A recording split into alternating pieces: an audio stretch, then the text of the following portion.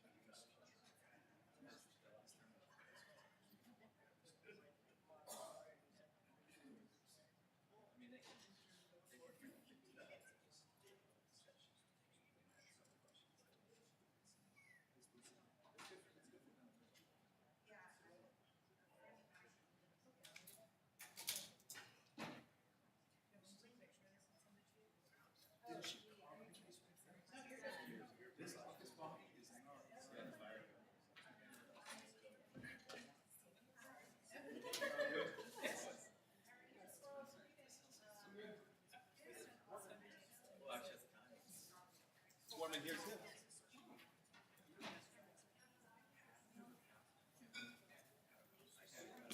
My heater fixed, so. Oh, okay. Yeah. You got it all done? Easy. Hey, I'm sorry you had to do that. So that's. And I like to have some him. Was it? No. And you can make a check if that's easier or better. How was it back there?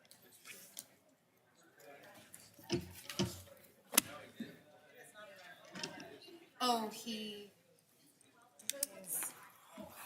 on it. He was like, how much should I tip him? And I'm like, you have cash? Of course you have cash, Boomer. I don't have any cash.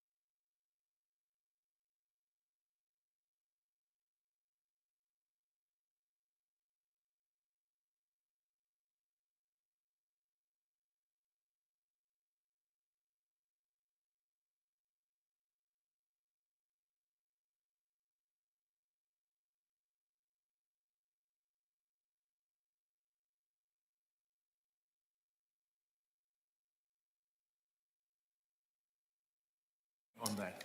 Paging Mayor Jack. Mayor Mons. Aging Mayor Mons. Let's see. Still have a bit of time.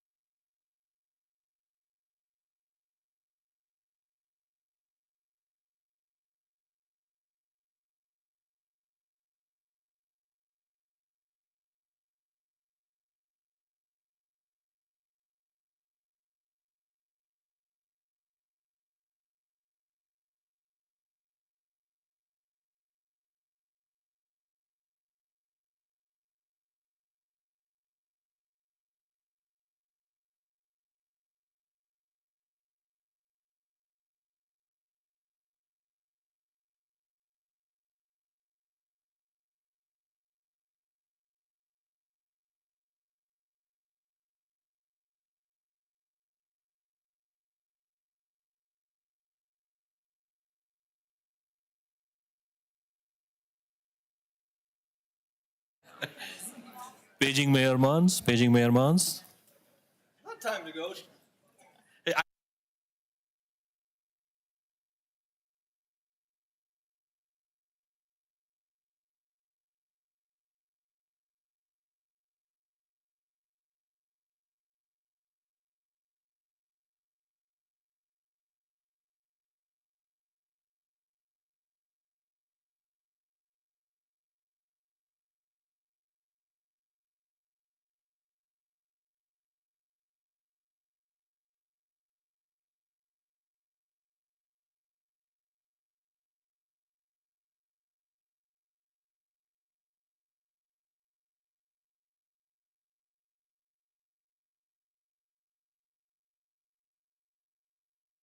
All right.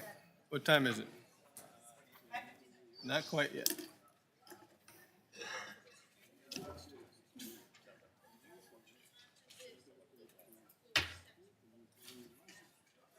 You got your drink?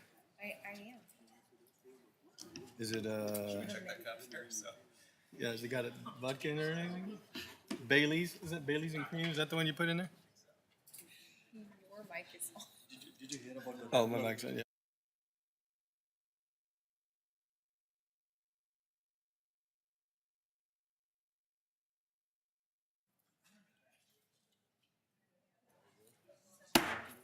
Let's call this meeting to order. And coming back from closed session, we have no reportable action. Thank you, sir. If anyone wishes to address the city council on any item considered at this meeting before or during council's consideration of that item, please enter your name in the electronic kiosk located in the lobby. The city council will allocate up to a maximum of 3 minutes per speaker for each agenda item. Staff reports are available online at the city's website at cityofreading.gov and in the public view binder located on the podium at the north side of the chambers. All right, so we'll start with the pledge. Mrs. Resnick? Yep. I pledge allegiance to the flag of the United States of America and to the republic for which it stands, one nation, under God, indivisible, with liberty and justice for all. Mr. Duffy? Thank you, sir.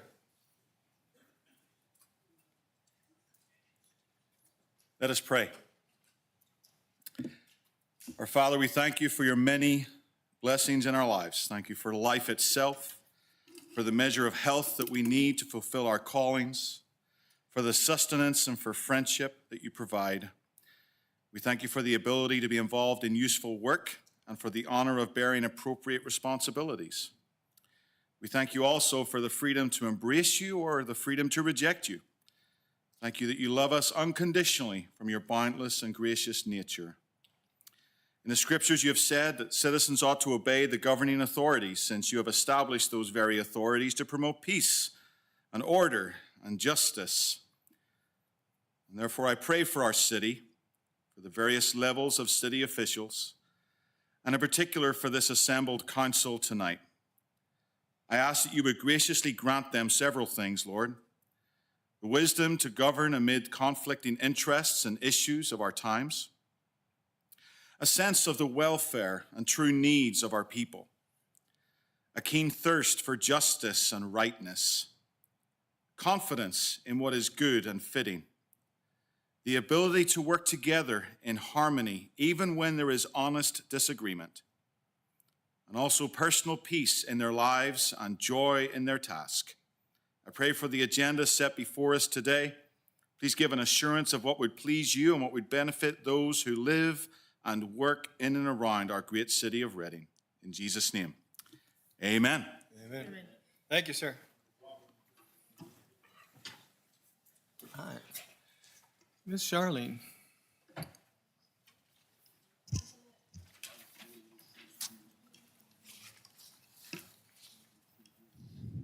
Councilmember Adet, Here.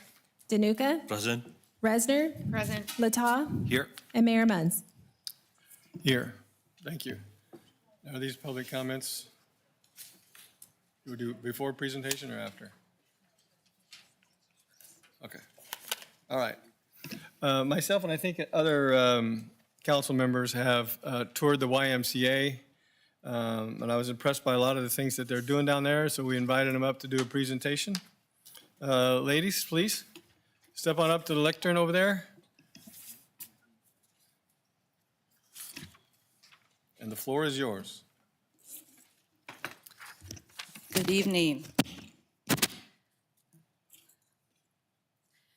Thank you, Mayor Munz, for inviting me here today, and thank you, council members, for touring the Y. I've seen most of your faces there the last few months, so I appreciate your time and energy. The Y is a longstanding nonprofit, and I've had the privilege for the last 10 years to run the organization. I'm Kristen Lyons. We've seen unprecedented growth over the last 10 years. We're serving more than 10% of the population right now in membership, so over 9,000 members. Oops. There we go. I think most of you know that one of our critical areas of focus is our youth. And I don't know that everybody knows that we have teenagers coming every day after school. We have 300 teenagers register, and we get about 125 youth every day coming to the YMCA. And there they get nutritious meals. Many of them, it's their last meal of the day. We also have washer and dryers because we know a lot of our youth don't have safe homes, and so they're able to do their laundry there and learn how to do their laundry and learn some hygiene skills. We work with case managers because a lot of these youth need extra services. Soon the Y will be case managers, and we'll be able to be more effective and efficient in getting them the services they need. So we're really looking forward to that. And what's interesting is of the youth that come, 80% of them are boys, and we know how hard it is to engage young men. And so we really see the opportunities we have and really the responsibility we carry with serving these young men. So we serve about 125 meals a day to teenagers, but we also saw a gap in the summer because we know if they're not in school, they're not necessarily getting fed. So we started serving meals over the summer through the Seamless Summer Food Program, and we were serving 140 meals a day, and it wasn't enough. So we're going to try to double that number through funding through California, because we know that if kids have full bellies, they are better prepared and are more successful.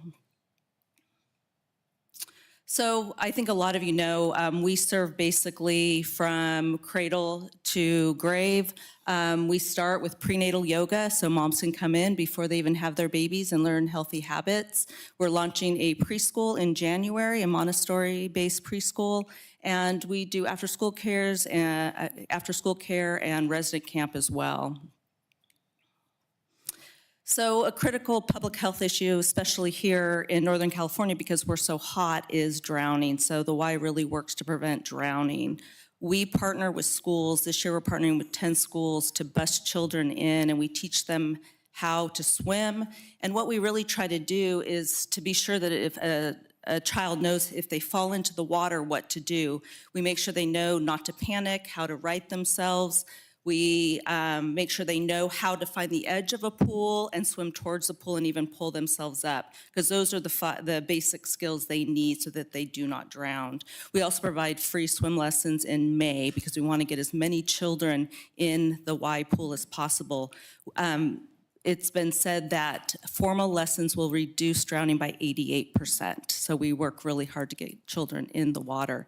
And we also have diverse ability swim lessons because people with disabilities have a higher risk of drowning. So we want to be sure everybody has access to lessons. The Y is not just for kids. 30% of adults state that they feel lonely a lot or most of the time. So our programming is really set around groups. That's why we offer so many group exercise classes. We offer mother-to-mother support groups. We offer grief groups and just book clubs. We also know that 10% of adults state that they've had a mental health incident in the last year, and 15% of teenagers. So we're really working to expand our stress and anxiety management programs. So Center for Mind-Body Medicine, meditation classes, sound therapy classes. We know it's really needed in our community. And the Y is for all. We partner with Good News Rescue Mission on their New Life Recovery Program, being sure that people can come in and trade bad habits for good. We work with group homes, being sure that the young people can come in because the Y is healthy for them. We partner with Special Olympics, and we're starting a program based on a program in Whittier YMCA for adults with disability, providing recreation and life skills. And most of all, we really want to be sure that no one is turned away due to an inability to pay. And we give about $300,000 away in financial assistance every year. And 60% of our revenue comes from membership, and then 25% comes from program fees. So we fundraise for the rest. And so contributions are usually 15 to 18% of our revenue. And we have 6.5 acres and 65,000 square feet of space. And I know here at the city, you know how expensive it is to maintain facilities. So a lot of our donations go to just maintaining our beautiful corner property. And I think a lot of you have probably heard that Disneyland is turning 70 years old this year. Well, our Shasta Family YMCA will be 80 years next year, so we're older than Disneyland. So next September, we'll be having an event to celebrate 80 years, and so I invite you all to come. It's going to be fun to recognize the volunteers that have made the Y happen, and we are still governed by a volunteer board of directors, and so it's built by the community for the community, and so I hope to see you there, and thank you so much for your time. If you have any questions. Any questions, Paul? You mentioned childcare. Do you have childcare, Montessori? In your presentation, you mentioned childcare. Yes, we do after-school care, and we do out-of-school camps as well. And then on campus, on our campus, we do the Y Club after-school care for teenagers. Oh, okay. The reason I ask is one of the major complaints I hear, especially from young mothers, is that they can't find the childcare to work or advance their career. And I'm just encouraging you to look further into that possibility of providing some kind of opportunity. It's a big need in our community. And that is one reason we're starting the preschool program, is because there's hundreds of spots that cannot be filled today. Thank you. Thank you for what you do. Thank you. Any others? Just want to let you know, I was a long-time member, and I just need to get back there. Yes, come Been a back. We long miss time. you. Thank you so much. Thank you. All right, we'll move on to public comment. Mary Salas or Sales? And then Jeffrey Irvin and Robert, you're in the hole.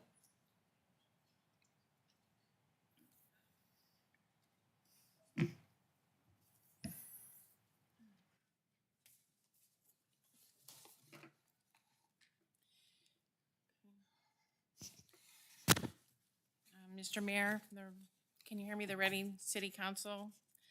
My name is Mary Salas. I am here to speak on a rent stabilization ordinance for Reading Mobile Home Parks. I am a mobile home owner in the Twin View Terrace Mobile Home Park. Twin View Terrace Mobile Home Park is one of the oldest in the city of Reading, and it is a senior park for the ages 55 and over. Our residents are almost entirely on low fixed incomes. Only a few are still employed. Many have serious health issues, including chronic illnesses. Some are handicapped. Many have mobility problems and cognitive impairments. Obviously, the park owners are not responsible for our decline as we age. However, they did invest in a senior park. I am here on behalf of the homeowners of the Twin View Terrace Mobile Home Park and other mobile home parks in Reading with low-income residents to ask that a rent stabilization ordinance be considered for the mobile home parks here in Reading, California. For the most part, we are the lower rent and senior housing for many residents of Reading. We are captive consumers, renting the land from the park that the home we own sits on. We cannot move these homes.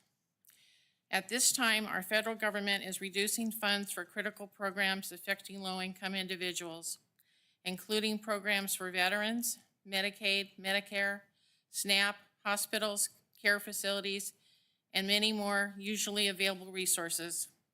Housing and the cost of food and everyday essentials are spiraling out of control.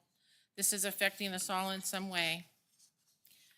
We are fortunate to live in California where state, county, and city governments will hopefully step up for those who need ways to survive the cuts being made. Whether we are a single-member household like myself or 2 or more members, we are without any backup available and are on the edge. In most cases, our families are unable or unwilling to help out due to their own struggles at this time. When they keep raising our space rents and tacking on other fees, it is causing a lot of stress and in some cases the departure of the mobile homeowners. Twin View Terrace Park that is suffering from a failed infrastructure issue for years, no maintenance, and a failed management style which says, literally, do not lift a finger to help the residents. The park manager, which is the 3rd spot in the line of succession, out of the area wealthy owners, Palos Verdes Estates, Property Management, J&H Asset Property Management. Lastly, an on-site manager who has no actual authority. When the sewer backs up and explodes into a yard or into a home, the park makes the homeowner pay for the repair, even though the sewer lines are collapsing and we have unclear water coming out of our taps. This park management for years did not do anything to address the issue of a collapsing infrastructure and should have a limit on space rent increase until they fix their park. Why should we be Thank paying you. more? That- We appreciate your time. Mr. Curtis, it was my understanding from a while back that the state runs our mobile home parks. There's a bit of a mix. So Housing Community Development is the state agency that is responsible for licensing the mobile home parks, and they have most of the regulatory control. There's a handful of issues in which the local government does still have authority. If the council would like to bring something back in item 12, I could give you a more detailed update as to what that looks like. Okay, great, thank you. And I'll do that, so, thank you, Mary. I didn't mean to cut you off there. Jeffrey Irvin, you're next. Robert, you're on deck. Leslie, you're 3rd.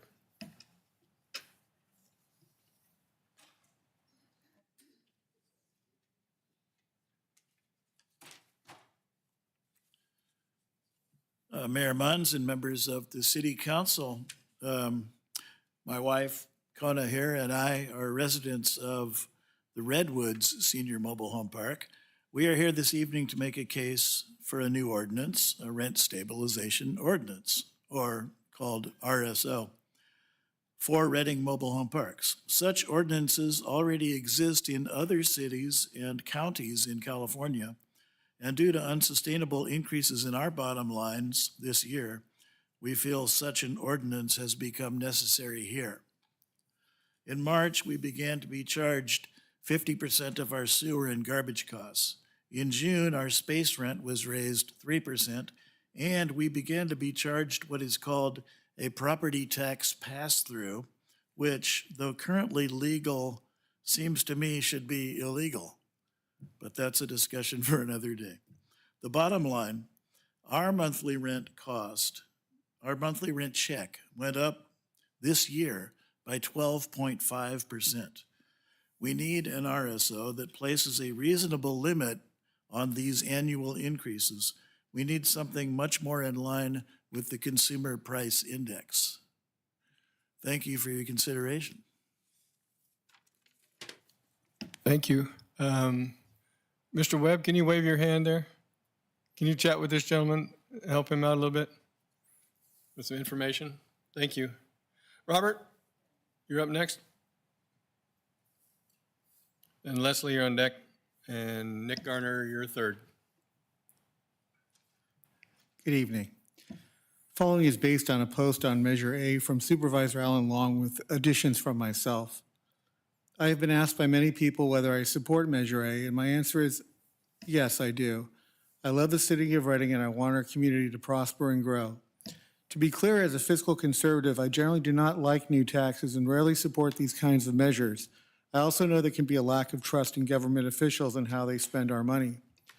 I would not support this measure without the Citizens Advisory Committee that will be installed to monitor spending. These will be in place and the money will be protected. To that end, I have asked the City Council to consider adopting a rule to disqualify relatives or business partners of City Council members. Measure A will add $30 million in increased annual revenue to our local economies.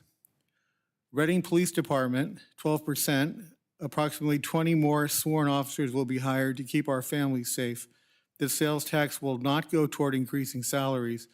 It will go towards boots on the ground, which we urgently need. Shasta County Sheriff's Department will get 12%. Reading Fire Department, 13%. And the roads, improving the quality of our roads, important fact, if we delay road maintenance, these same roads will eventually cost 3 times more to repair. Reading road quality is ranked low according to state average. I apologized for misspeaking when I didn't have all the information and facts concerning the measure and advance Reading's role vis-a-vis the Civic, and for listening to loud voices which tend towards detraction rather than solution orientation. In no world would a tenant be expected to shoulder the massive burden of upkeep and maintenance on a city-owned asset like the Civic. That's a huge burden without any support. I am very thankful for an independent community leader who stepped in to educate me on the facts and merits of Measure A when I sought them out. Is this measure perfect? Of course not. But to the citizens who worked hard to get this on the ballot, I support you. This measure is desperately needed to keep our parks open, our sports complexes running, and our streets safe and well-maintained. Fix the Civil War era potholes abounding on our neglected roads. I've always been told there's no money for that, whether Veterans Lane near the Sheriff's Office and Alternative Custody, or Shasta View, or Victor, or many others. Well, by passing Measure A, we can get started on those repairs. For all of the above reasons, I strongly support Measure A. Thank you.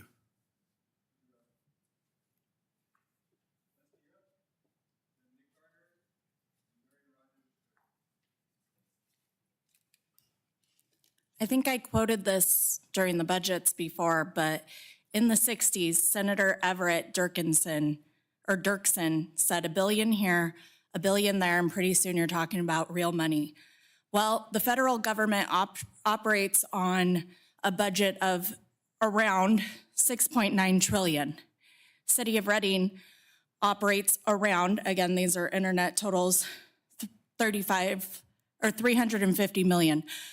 So when his quote is talking about $1 billion here and $1 billion there, to us, a few 100,000 here, a few 100,000 there, in comparison is a lot of money. And the fact that the budget meeting to clarify is tomorrow at 4 o'clock with no public comment sure seems like a way to keep your constituents from having a say, a voice, and being able to be actively involved. And I'm extremely disappointed that that was allowed. I really hope that the presentation tomorrow is a lot more in-depth and detailed than what was put out to the public. I really appreciate Real Reading's response, because they pointed out where a lot of the information is just kind of glazed over, nothing to see here, you don't need to know this. There's zero transparency, but what I did get out of it that really seems great is we have a complete and balanced budget with no financial issues or deficit. So since that is the takeaway for City of Reading, there is no need for Measure A, right? Okay, so moving on to other city business. When we had the group that was here to speak about what's going on with the Moto Park and the airport, they had a follow-up meeting to discuss some things. Dr. Danuka was there. He's been very involved. I appreciate you so much. That group has kept me on some of the email chains as follow-up for media. And I was looking through it the other day. They have been locked out of that facility for 9+ months, zero access. Somebody who has zero to do with it. He's not on any of the leases. He was not one of the leaseholders or partners in the beginning, has been able to operate his business out there. Yet they got an email from Andy at the airport asking them to go out and help with cleanup and trash when they've been locked out for 9+ months and somebody else is able to grow their business and take their participants and members. That does not seem fair. So I want you guys to keep that on your radar. Again, I've just been copied in the emails to keep up and follow the story. But to those of you actively involved, Dr. Danuka, Councilwoman Audette, thank you so much for helping them. I appreciate it. Just to clarify this question, Mayor, tomorrow, are you not having any public comments? Because I didn't know that public comments. No, the Brown Act does require there to be public comment. What isn't normally conducted at the special meeting and what is limited by the Brown Act is public comment on items not on the agenda. Oh, okay. So at the regular meetings, you have this period for public comment on any of the items that are unagendized. Okay, For the so- special meeting, there will be an opportunity for public comment. So there will be Yes. agendized item, which is tomorrow. Public will have the opportunity to comment. Yes. Just to clarify. Thank you. Thank you. Hey, I don't know if anybody's noticed it, but when the government shut down, we quit having chemtrails. I think that's quite interesting. Maybe they'll start back up when it gets funded again, and they can start ruining our health. Let's see. Last time I was here, I talked about Barry Tippin's compensation, and Aaron Reisner sent us to the state controller saying that Transparent California wasn't being honest. So I went there, and it seems like the controller isn't being honest because they didn't count the unfunded pension liabilities. But that being said, I checked on Barry Tippin's salaries and his unfunded pensions. And I don't mean to pick on Barry because it's all the management and a lot more. It was just he's easier to find. His salary in 2020 was $223.5 thousand. In 2024, it was $330,000. That's a $100,000 raise in 4 years.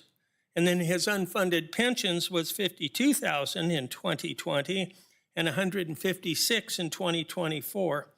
And it seems like that needs to be addressed.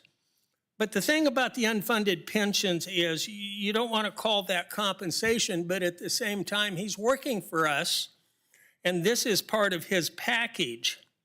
And it leaves a sour taste in my mouth because I had a discussion with Leonard Modi, and I brought up the unfunded pension liabilities, and he told me, he said, but Nick, we chose to take our money and invest it. Well, that's fine and dandy, but you lost your ass and we have to make up the difference.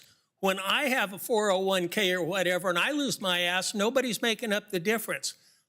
So when you're making up the difference, that's compensation to him from the taxpayers.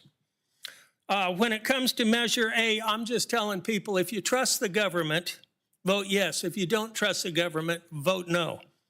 And I would like to challenge you guys, Jack, and Greg Robinette, to have the top 20 management their 2025 salaries, because you guys didn't vote on those 2024, and I apologize for accusing you of doing that. But we can see how you voted for 225 if you brought that out and showed us tomorrow at the meeting. I'd like to see how you voted, what kind of raises they got, if they got any raises. If I was up there and I looked at what's going on in the poor shape of our city, I damn sure wouldn't give them any raises. I might fire somebody. So see you tomorrow.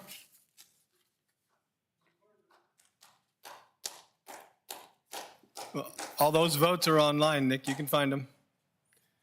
Marion Rogers, you are up. And Paula Montgomery, you'll be next.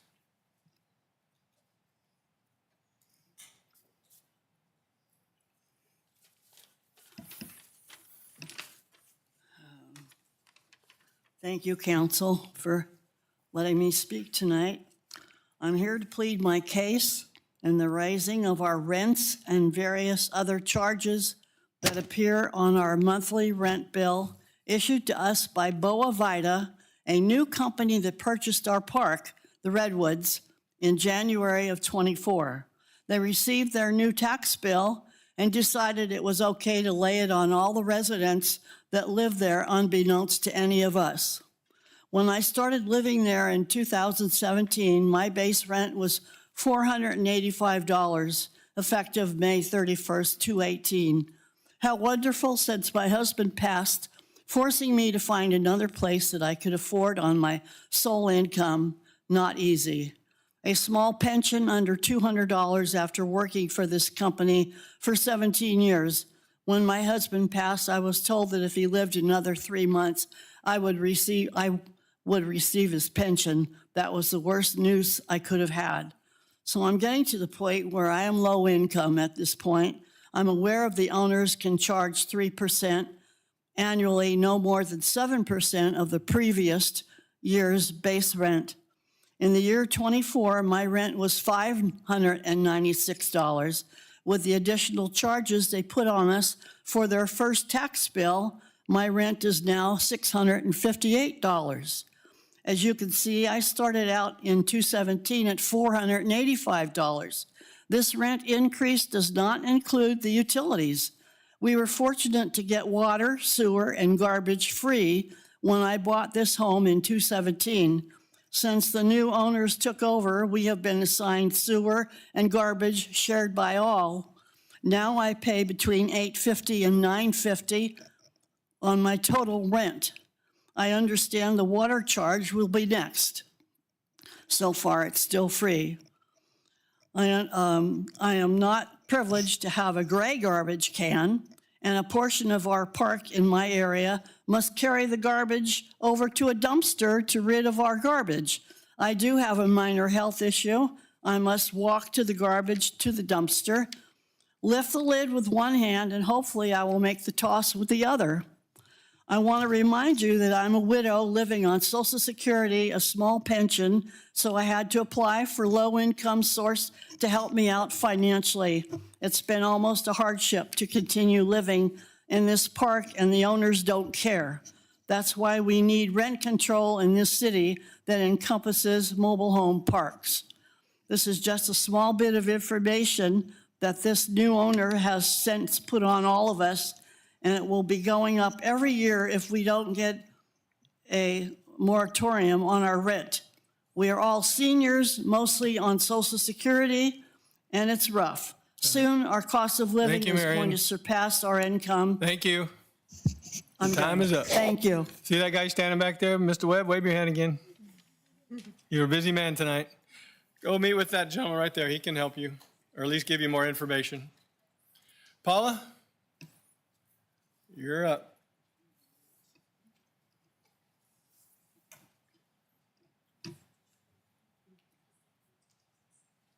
Good evening.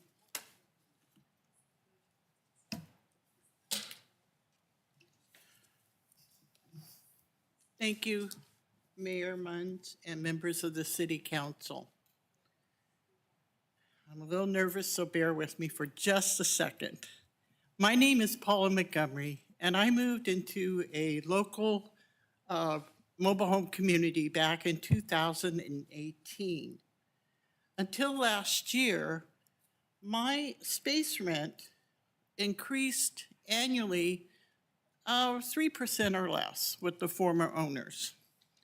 With the new owners that bought the park last year, we've experienced, as you already have heard, that there have been extreme I shouldn't say extreme, but somewhat unbearable raises for us within our, not only the space rent, which they have complied with the 3% that is in the long-term lease that I hold. It expires in 2028. My concern is, what then? My husband passed away 3 years ago.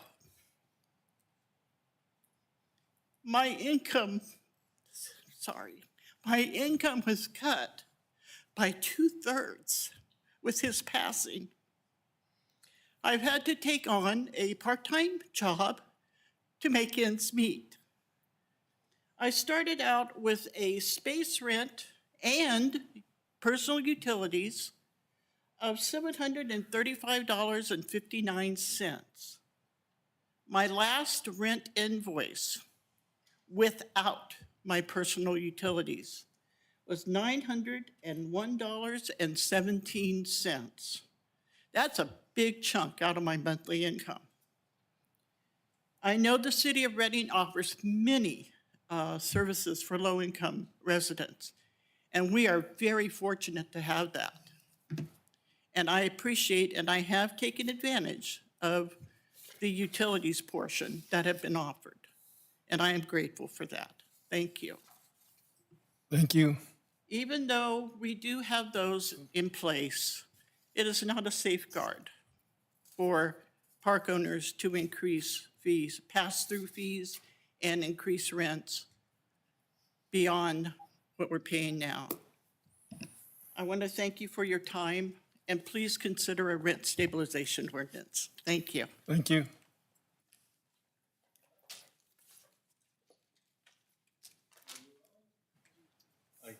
May I? I just asked you, you said you didn't want to talk. Yeah, now. Oh, right, go ahead. Well, I mean, it's definitely, I really appreciate what you are trying to bring to our attention. And inflation and the cost of living has substantially increased for everyone, so I can appreciate what you're going through. Maybe we can try to figure out how to do it. I do not know what solution to propose right now, but I would like to meet further with you guys and see how we can, what other options are there. Thank you. All right. Public comment. Pursuant to the Brown Act, City Council will allocate up to a maximum of 3 minutes per speaker for 30 minutes total at the beginning of the meeting for public comment for non-agendized matters within the city. Yeah. Yeah, I just wanted to practice that a little bit. Is that all right? Just I needed some practice. Thank you. The consent calendar, is that what you're talking about? Consent calendar contains, yes, thank you. Contains items considered routine and/or which have been individually scrutinized by city council members and are anticipated to require no further deliberation. If a member of the public wishes to address an item on the consent calendar, please enter your name in the electronic kiosk located in the lobby before the consent calendar is considered. It shall be the prerogative of any council member before the consent calendar is acted upon. 1, comment on an item. 2, respond to any public comment on an item. 3, request the record reflect an abstention or a nay vote on an item. Or 4, remove the item and place it on the regular portion of the agenda for delivery of a staff report and/or extended discussion or deliberation. Do we have any? Mayor Munns, real quick, so did you note that item 41B was removed from the agenda? Yes, correct. So we want to note that for Yep. the audience, for the public. Vanessa? I'd like to pull 4.3B. 4.3B, so then it becomes 9.3B. Awesome, okay. Anybody else? All right, here's a motion. I'll make a motion to approve consent calendar with those changes. Motion to, second. All right, you all in favor? Aye. All right, we are moving on.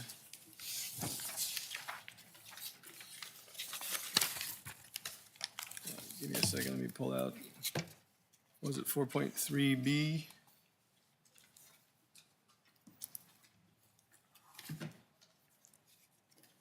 (4.3A). Where is 4.3B? All right. I'm glad you're pulling it because I don't have it. All right. All right. All right, here we go. Jeremy. We're not opening the public hearing yet, but you're just going to give us an overview. Okay. Thank you. Good evening, Honorable Mayor, members of the council, and community members. My name is Jeremy Pagan. I'm the Director of Development Services for the City of Reading. Tonight, our department will be presenting to you on the 2025 update or proposed update to the city's local ordinance for water efficient landscape. Our city's local ordinance mirrors exactly the state model code, which was last updated in 2015. So it's been about 10 years. The state updated it again in 2025, effective January. So this presentation will be outlining for you some of the changes, as well as explain to you the latest and greatest of what's happening. So I've enlisted the help of one of our team members, Brian Dixon, who has a lot of experience in landscape and the irrigation industry. He's one of our plans examiners that helps us implement this code on a daily basis. So he's sort of the expert on this and will be presenting for you tonight. Then both he and I will be available at the conclusion of his presentation for questions. So with that, I'll hand it over to Brian. Thanks.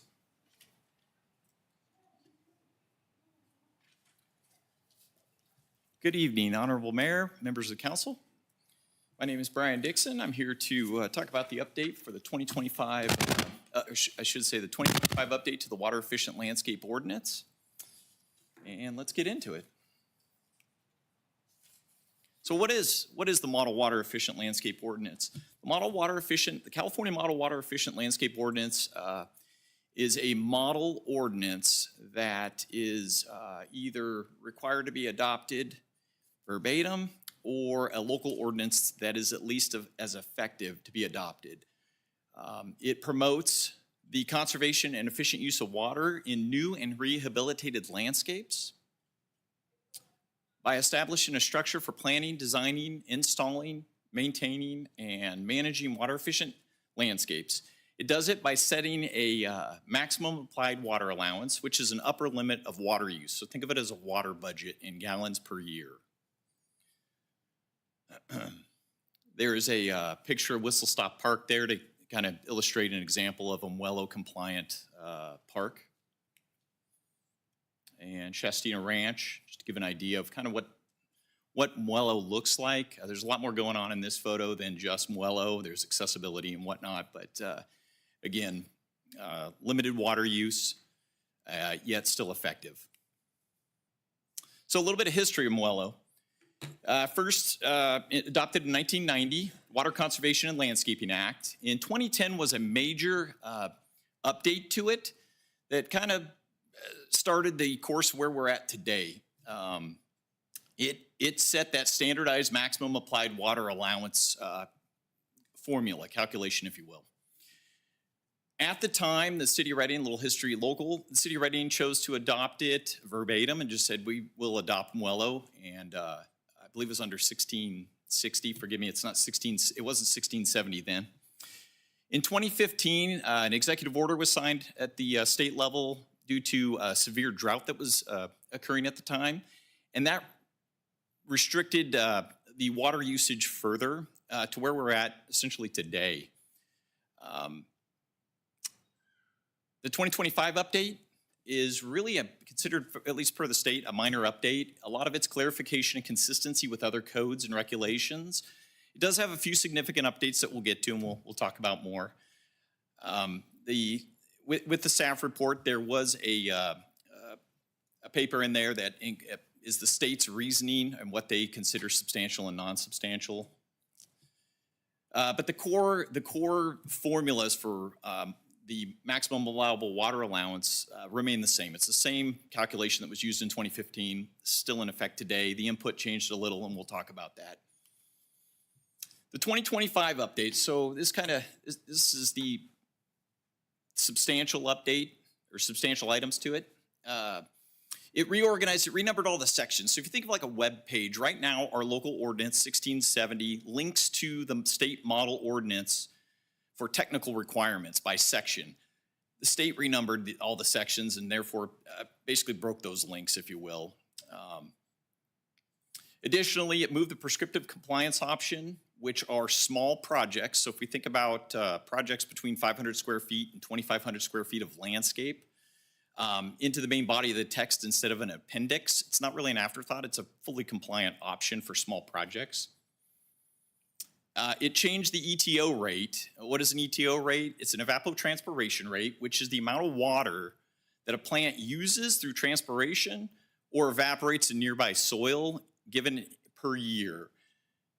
There's a rate table that's included with Muello, and it increased Redding's rate from 48.8 inches per year to 52.9 inches per year. That's a key input that goes into the calculation. We'll get to that a little bit later. Irrigation audits. It also revised who can conduct irrigation audits. It removed some language on third party so that a company could have somebody on staff to conduct the audits, provided that they're not the designer or installer of the project. And it increased the recognized auditor certifications to 4, up from less than that. I believe it was 1 at the time, 2015. The last item is one that the state didn't consider substantial, but I found it worth noting that the certificate of installation shall be signed by the designer of record certifying that the work has been completed in accordance with the model ordinance. What that means is that the landscape architect or the landscape contractor that designed the landscape is at the end of it going to sign off and certify that yes, it was installed as it was designed to ensure that it's a higher level of compliance. So when does Muello apply? The Water Efficient Landscape Ordinance applies to new construction projects greater than 500 square feet that require a building or landscape permit, plan check, or design review. That's a key item there, and we'll talk a little bit about that. Rehabilitated landscapes. So if you're taking a landscape and you're going to completely remodel it, if it's greater than 2,500 square feet, it would also apply. And then existing non-rehabilitated landscapes. It has a provision, and this exists from the 2015 update. It's not being changed, but it's, again, worth noting to give some familiarity with what Muello governs. On existing non-rehabilitated landscapes over 1 acre. And it allows a water purveyor or a local agency to essentially apply a looser formula to that site. So if they found that it was using an excessive amount of water on a landscape, they could say, hey, here's the formula. We want to see this calculate out and see how many gallons you're using, even though your site predates. Again, that was in the 2015. It remains the same today. It also applies to cemeteries, new, rehabilitated, and existing. What does it not apply to? So it doesn't apply to historical sites, registered local, state, and federal sites.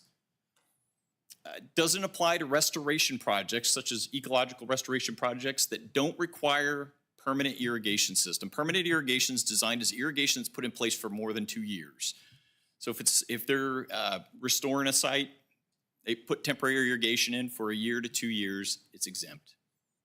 Reclamation projects, so mined land reclamation projects that again do not require permanent irrigation, doesn't apply to. Existing plant collections, so botanical gardens and arboretums that are open to the public, it does not apply to.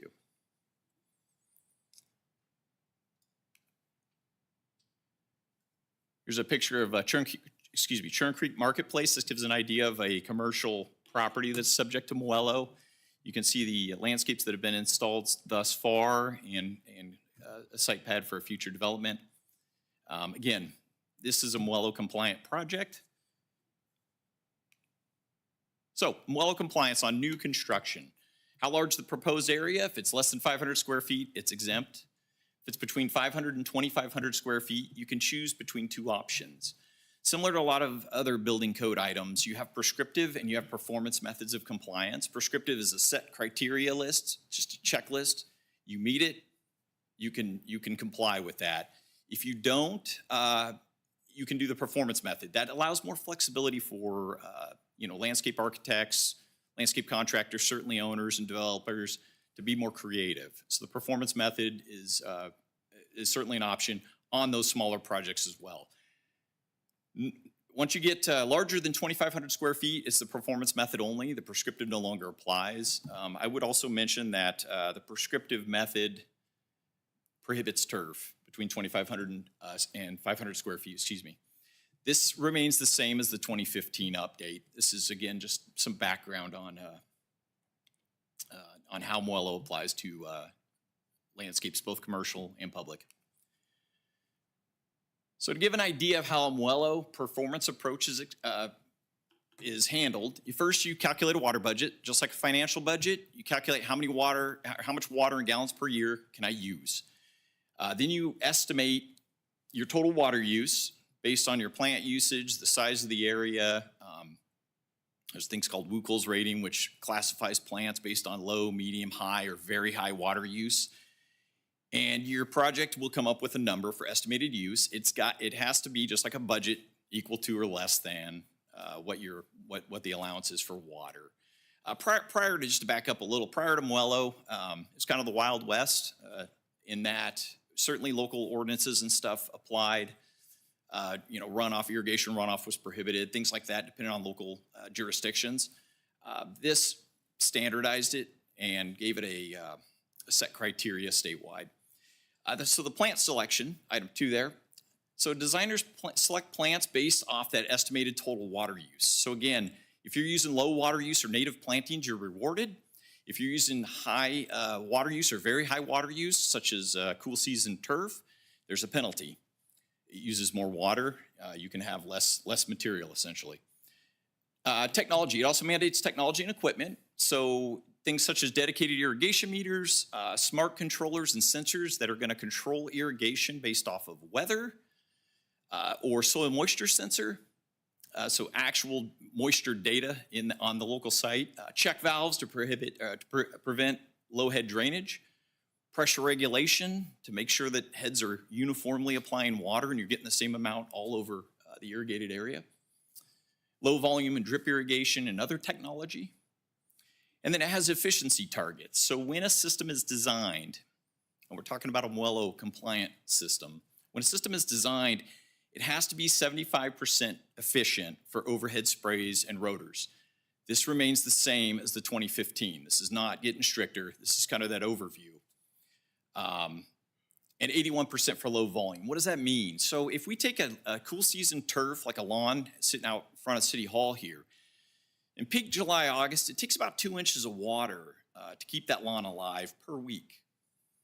If we're at 50% uniformity on our irrigation system, which means that we're putting over here 2 inches of water in a week, and over here we're putting 1 inch because our system's 50% uniform, we're gonna water for the low, the driest area, right? It's gonna bump that to 2. If I take this 2 on this end, what does it bump it to? It bumps it to 4 inches. We have essentially wasted water. This is what Moello aims to minimize.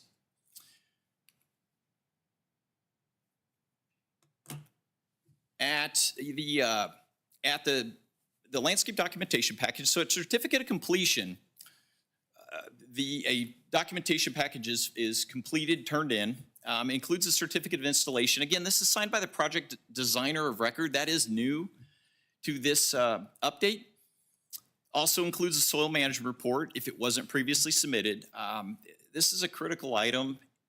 It has always been included in the 2015, but just to kind of restate, soil management report tells you what's going on with your soil. If you've ever put fertilizer down and wondered why perhaps your lawn hasn't responded to it, it could be pH out of balance, could be lack of nutrients, could be a variety of things. The soil management report identifies that to make sure that the added fertilizers, the irrigation, everything that's being put down on it is being used effectively.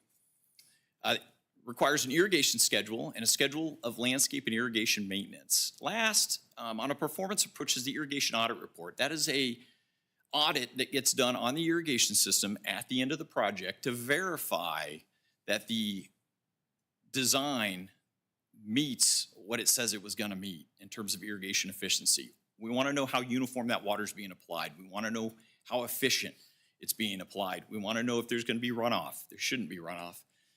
Those sorts of things. That is what the documentation package does. Much of this remains the same, particularly when it comes to water budgets and whatnot. So proposed text amendments to bring our local water efficient landscape ordinance into alignment with the state model water efficient ordinance requires some updating. As mentioned previously, the provisions, line provisions with the state Muelo to correctly reference technical requirements. If you read through our ordinance, it references technical requirements. They are currently out of date.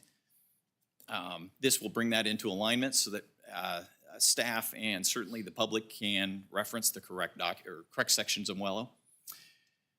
167004 adds the prescriptive compliance option to the main body of the text instead of being an afterthought. Just as Muelo moved it to the main body, we've moved ours to the main body. It's a perfectly compliant option for small projects. And one thing to note on prescriptive is it does not require an irrigation audit for those small projects, so it saves certainly some time. 167005, the certificate of completion clarifies what is required for prescriptive versus performance options. Again, there's less required for prescriptive, a little bit, the same as 2015 essentially, but more than prescriptive for performance. And that the designer record shall sign it. And then 167006 removes the requirement that irrigation audit be conducted by a third party. It removes that third party language. Again, to make it easier to conduct the audit at the same time, it does specify it can't be the person or designer of record. We did get some industry feedback on this. Certainly some landscape architects and contractors reached out. And so we'll talk about that. The first items here under Muelo is we did get some, folks asking that it be limited, rehabilitated landscapes be limited to 5,000 square feet or more. The issue with that is that it is less restrictive than state law and the model ordinance, but it was some feedback we received. There was some concern over the requirement for a design professional to sign off the certificate of installation in lieu of, say, a contractor or an owner. So I'll touch on this one a little bit more too on the next item, but to be clear, the certificate of installation being signed by the designer of record essentially is confirming what that plan already shows and what it should have been installed as. This verifies it. So could it add a layer of concern? Certainly. It could also prohibit some issues where perhaps a designer's used and someone else finishes it without the first designer's approval. Second is general, require City of Reading staff to conduct irrigation audits. That was some feedback we received, and it's certainly something that could be looked at. I defer to Director Pagan on policy or whether that need to be in an amended ordinance to do that. The, I guess, reasoning for not including that in the model ordinance is that the state ordinance made it less restrictive, and so going this route would be it could be a hindrance, but certainly it's something that could be looked at. And then requiring landscape plans to be designed by licensed design professionals only, such as a landscape architect. The Business and Professions Code is clear about who may design landscapes, licensed landscape contractors, landscape architects, other design professionals in limited scope. And if that were to be addressed, it'd probably be one that would be under like 1847, the landscape standards. So again, not appropriate for this ordinance, but again, it was feedback we received and wanted to include it here. Again, another example, this is Salt Creek Heights Park. So if you see these half-plex houses being constructed there, about middle of the photo, those are Muelo, subject to Muelo and Muelo compliant commercial project. 1 in 7 gets audited for irrigation efficiency. It doesn't require auditing of every one. But there does need to be confirmation that it is in fact being installed per plan. So in summary, the proposed updates to 1670 meets Muelo. The water budget increases somewhat because the input, we talked about the ETO rate, the evapotranspiration reference rate. It increases at about 8%. So you get a little bit more water, which provides that flexibility for designers and owners to certainly get a little more creative. It did update the water audits slightly to change who can audit the projects. Again, we believe that overall, that's a benefit to the construction community in that make it a little easier to get an auditor and make sure these projects are compliant. And then designer approval, we spoke about that, requirement for designers to approve the final installation at certificate of completion, that it meets the approved plans. So staff recommendation is obviously to conduct a public hearing, waive the first reading, or excuse me, waive the full reading, first reading by title only, authorize city attorney to prepare and city clerk to publish the summary ordinance according to law, and find that the action is exempt under CEQA. Again, staff recommendation is to update this in compliance with the Model Water Efficient Landscape Ordinance, bring the two in alignment, 1670 in the Muello. And with that, I welcome any questions council may have. Thank you. Great job. This is mandated, correct? Yes, it is. So I believe it's government codes 16, I'm looking at, apologize, I'm looking at city attorney, but 16595 or 596 that mandates that local agencies shall adopt a local water efficient landscape ordinance or Muello in its entirety. If I may, to back up just slightly, in 2015, the update that council chose to adopt at the time adopted a simplified version that you see today. That's about 8 pages long. And again, and backing up further than that, about 2010, it was the full Muello. So it's simplified over the years. So, sorry. Yeah, we can take questions before we do the public hearing. Yes. Okay. I have one, and then Councilmember Audette has one. A while back, we had a relatively extensive conversation about the difference between the landscaping at Costco and the landscaping at Blue Shield. And I think there was some misinformation or miscommunication. So could you just kind of explain, I think there was a change in the law that prevented Costco from doing all the stuff that Blue Shield has? So when you look at, if you look at Blue Shield and Costco in particular, you're gonna see a lot of turf grass. Turf grass is penalized for commercial use where it's aesthetics only. It penalizes you pretty heavily on your Muello calculations because your water budget gets used up rapidly with cool season turf. Just, you know, as previously mentioned, 2 inches a week in peak summer will eat up your water budget rapidly. Costco is subject to that. Now, as to why there's, you know, for instance, more rock and not bark, some of that is fire code related. In this case, I don't believe it's in a very high fire hazard severity zone, so that could have been by choice. Again, at plan check, how that went back and forth between development services and the developer, and rock was decided, and color of rock and those kinds of things I can't speak to. I apologize. I was told, Mr. Pagan? Sorry. Yeah, so Blue Shield was pre-Muello, pre-2010. So when we had discussion with council previously about tree preservation, for example, the question was brought up, why does the finished landscape look different here versus there? So there's a number of factors. One is Muello, which we talked about tonight, which is a big one. If you don't have enough water budget, you really can't plant as much turf and plants, plain and simple. Municipal stormwater treatment's another one. Tree preservation is another piece of that. So there's a lot of different regulatory reasons that Costco and Blue Shield look quite different, being built 20 to 25 years apart from each other. Okay. But one big reason is Muello, less water, less ability to plant turf, grass, and plants and the like. Perfect. Thank you. Yep. Councilmember Audette? So one of the things that gets talked about a lot is that the state has, we can't make the state regulations lesser for anybody in the city, but we can always make it worse. And one of the sentences on page 2 says that our existing ordinance is more restrictive than the state. And as much as we possibly can, I would rather be Yes. the same as the state and not worse or more restrictive or more onerous or any other synonym So that makes people's lives more difficult. yes, so if I may, the reference there is to the existing ordinance is currently referencing that 48.8 inches of ETO.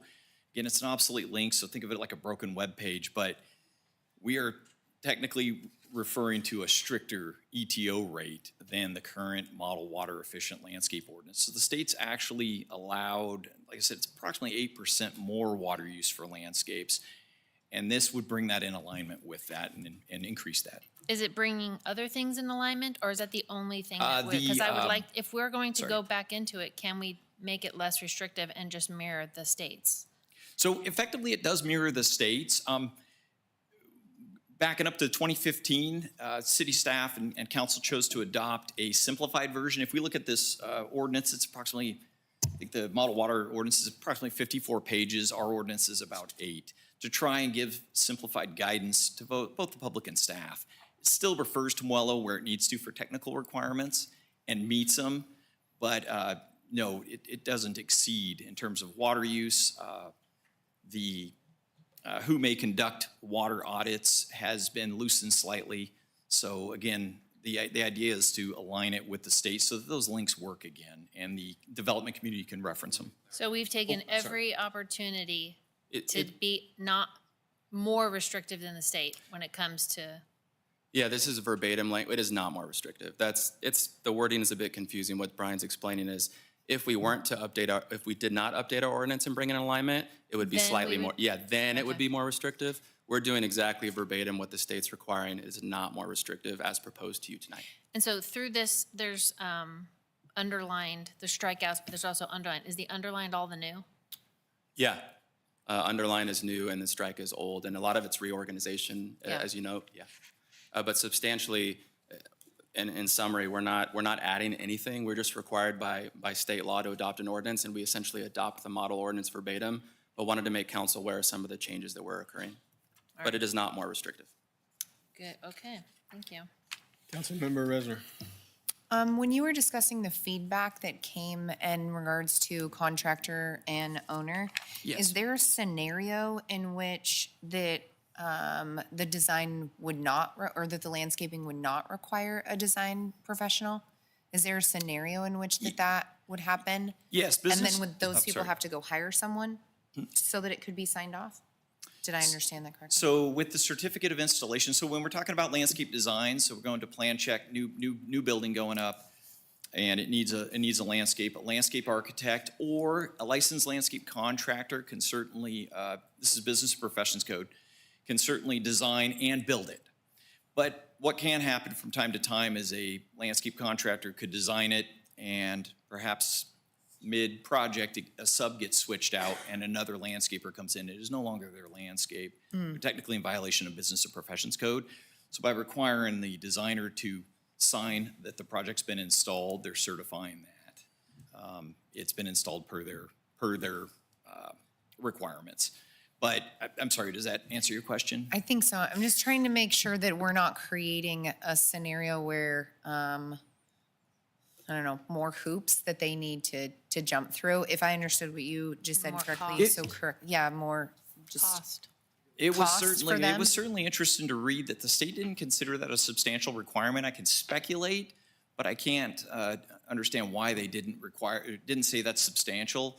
I added it here because it certainly is a change in business practice. If you hire a landscape architect, they're going to have to sign off on the certificate of installation.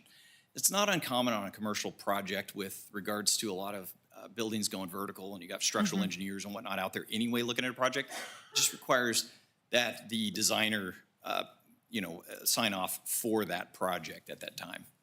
So in a scenario in which that you get in a fight with your designer and they're not the installer, they still would need to sign off that it met. Yeah, or it would need to be changed. I know that there is a policy, and I would certainly defer to Director Pagan on how something goes from one architect or engineer or whatnot to another. transfer. That there's a process for I just that want to to change it. make sure that we're not creating extra steps or extra cost. The if we can certificate of avoid it. installation is part of that. I would say it is somewhat more restrictive that way, but it aligns with the state minimums. That is again why the state didn't call that substantial. I can't speak to. I might add, Sorry. I just might add to, yeah, certainly the state is adding a little bit of steps. That is true. A certificate of installation is one more step that our developers will have to go through. I will say, though, it could benefit the city some. You get another set of eyes out there to confirm the landscape was installed per plan. It could save us a little bit of time because we do that manually with our staff now. So it's another check and balance. There is some benefit in terms of our time and resources, but no doubt the state has added a little bit more requirements to the development process. All right. Yeah, go ahead. So I'm hearing this is not more restrictive, but it could cost contractors more money. I'm not sure if any contractors are going to speak today, but what's the overall consensus with contractors? Are they upset with this?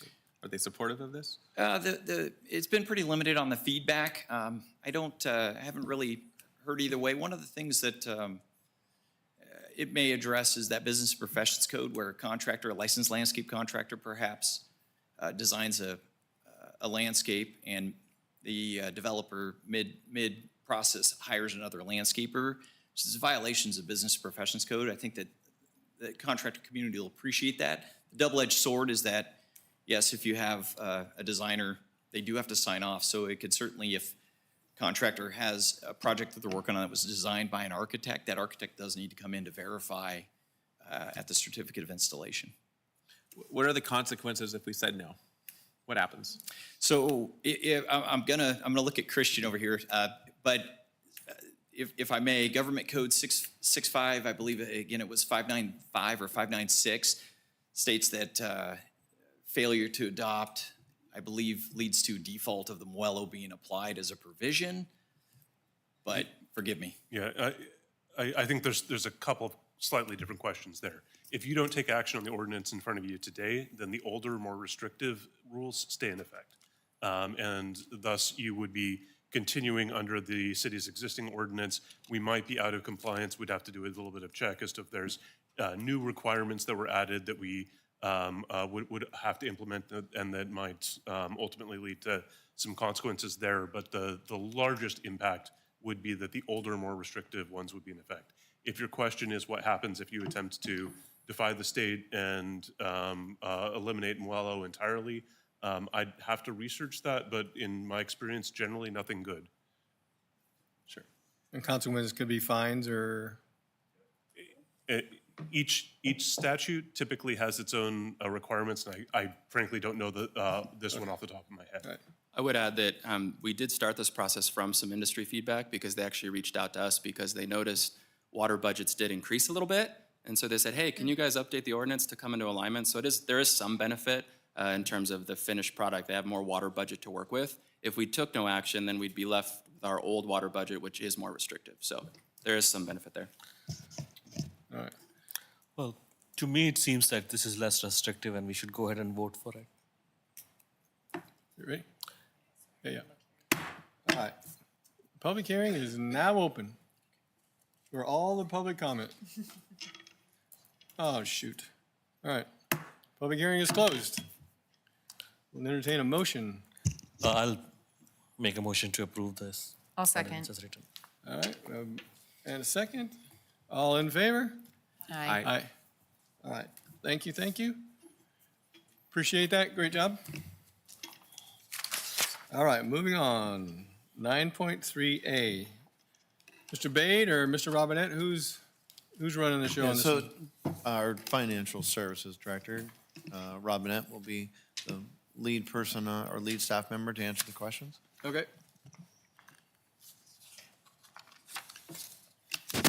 You want to give us an update, or Tanessa, you just want to ask your question, or how do you want to proceed? Well, I just have a concern with if this is the right option for us, given that the feedback has been that the reason we haven't been able to get our financial documents is because the contracts that we had with Graviton and Oracle have failed to produce. So I'm not sure why we're going back into another contract and spending another $500,000 to work with them if it's been such an abject failure. So just performance-wise, I'm just curious why we would choose that and what other companies are there? Can we go out to RFP? Is there another answer to their poor performance? Yeah, so I don't think that we've said necessarily that it's Graviton's poor performance. That's the result of why the there's been some changes to financial reporting. It's simply, it's a large project, so the dynamics are very complex, of course. We actually did postpone the HCM go live, and we actually had to pay a change order of $300,000 to do that. And so I use that as a reference point to just articulate had we delayed the project, back when on account of every report wasn't the exact way we wanted it to be, the cost actually would have been more than that for every month of delay, because actually the team is much more robust on the ERP side. So that, around the time of go live, there is a kind of a risk benefit analysis that was done. And since then we've been playing catch up, and the sheer magnitude of the work. Not only does it, so some of the reports are there, of course, but it means somebody still has to go run the report, make sure everything looks right, make sure all the work that's necessary is done timely so that it can be done. And so I don't think the dynamics are as simple as saying Graviton failed or city staff failed. I just think it's simply the sheer magnitude of a project this size and a department the size of finance, which is traditionally very busy, and working through a project of this magnitude shorthanded. And so there simply was some decisions made with consultation with the city manager at the time of what are the priorities. And early on, the priorities are making sure the bills are getting paid. We had presented financial reports to council. Obviously, in May, you voiced that you would like to see those look more like the old reports. I've explained that the reports are never going to look the same because the tool is very different, but we are working to get back to that level of reporting as evidenced in September. And frankly, some of that's coming with staff bandwidth that we've opened up since then. So the ERP, which would cover the reports that I've been looking for, which is your budget to actuals, your cash flow, when did that go live? July 2023. July 2023, and we have not been able to get those reports for 2 years. So if you signed off on this and they have when not— you say those reports, what do you mean by that? Because we have produced reports and financial information. You have not produced for us a budget to actuals for revenue, budget to actuals for expenditures. You have not produced the cash flow reports for expenditures and revenues for 2 years. So we have not got those. Even the ones you gave us on the Q4 were a version of that, but it did not give us all the data. So no, we have not gotten that data. There was a substantial amount of data on the Q4 report. So as I stated, So it's not going to look the same because it's a different tool.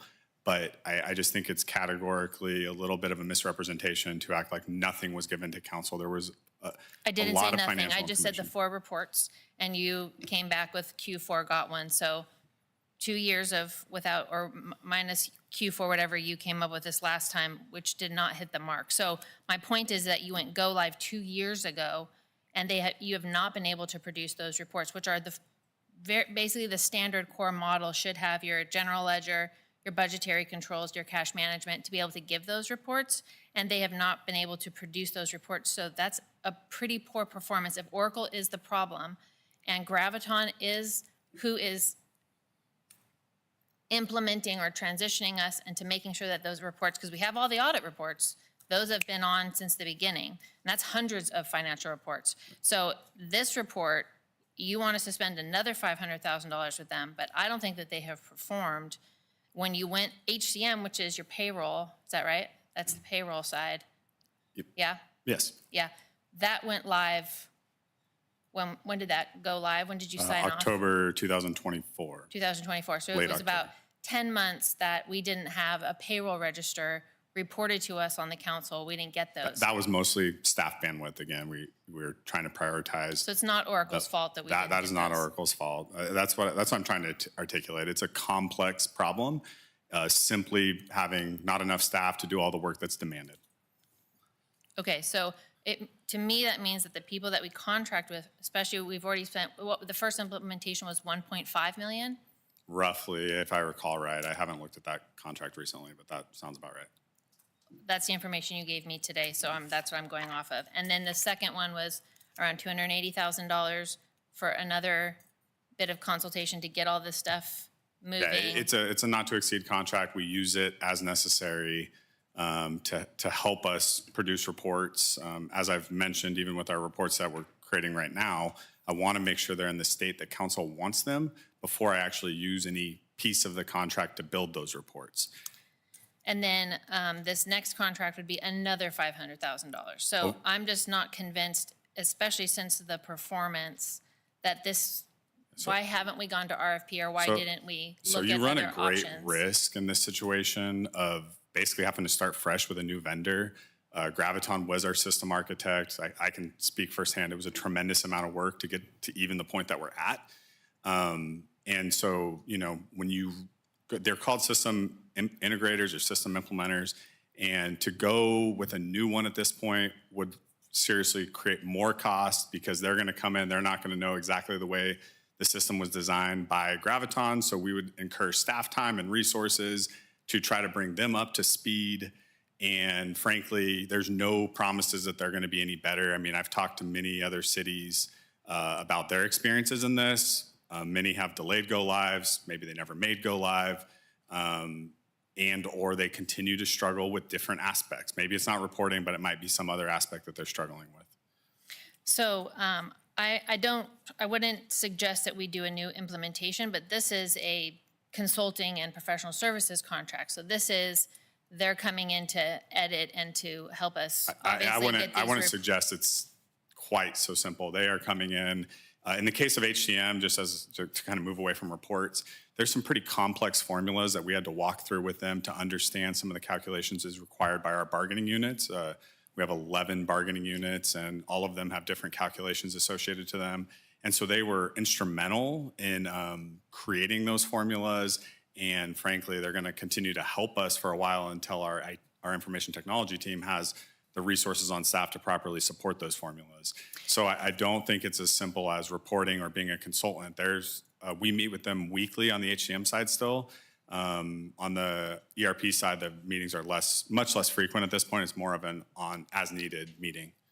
So judging by, I'm simplifying for the purposes of a conversation. I don't think any of this is simple, but I do think that if you go out to RFP and you put out what it is that we need, then we'll know if there's other vendors that come in at this point. I can't imagine that once you pick a vendor, that's the only vendor you can ever have, and whether it goes good or bad, we're just going to keep throwing money at it, hoping that it'll get fixed. We certainly could do that. I'm just suggesting that it would be a great deal of work to bring them up to speed on our system. They might know Oracle, but they certainly don't know every decision that was made in our system or why certain things might exist. And, just speaking at a high level, that brings in its own risk and its own potential complications and cost as you try to get them up to speed and understanding the decisions that were made. We certainly can, though, if that's a prerogative of council.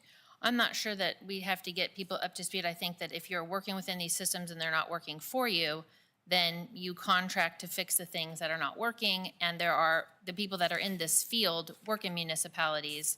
They work, this is what they do. So all the elements I think would be there. I'm just not sure why we would throw another $500,000 towards this when it's been such a failure. Can I ask a question of the IT director?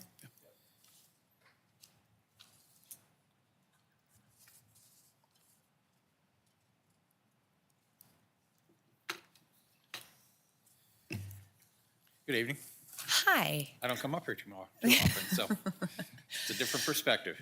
I have a question about switching over a system like this and making sure that I'm clearly understanding the finance director in terms of the way in which that this software is coded, the way that those algorithms and whatnot, as I'm not a computer programmer, as you may guess. But I'm wondering whether or not it is such a simple sort of thing. If we were to contract with someone else, would they have to rewrite code and build those sort of systems? Or is this sort of thing a plug and play? So a little background is we came from an AS400 system, which was a custom-built system, and we knew and we had staff that understood and supported and developed that code line for line. So that system did exactly what we wanted it to do. The Oracle system is a built system by Oracle, and it's off the shelf, essentially. We do not, that's proprietary code, so we do not have access to the code. And what happens with systems off the shelf is you can change configurations, but they advise against doing any customizations. In other words, going in and actually having them change the code for a specific customer. Because what that happens is when you change that actual code and then they put out a new release, it causes layers and layers of complications of trying to re-update your custom code in order to allow that patch or that update to take effect. So we don't touch the code. That's Oracle's code. We have configuration changes we can do.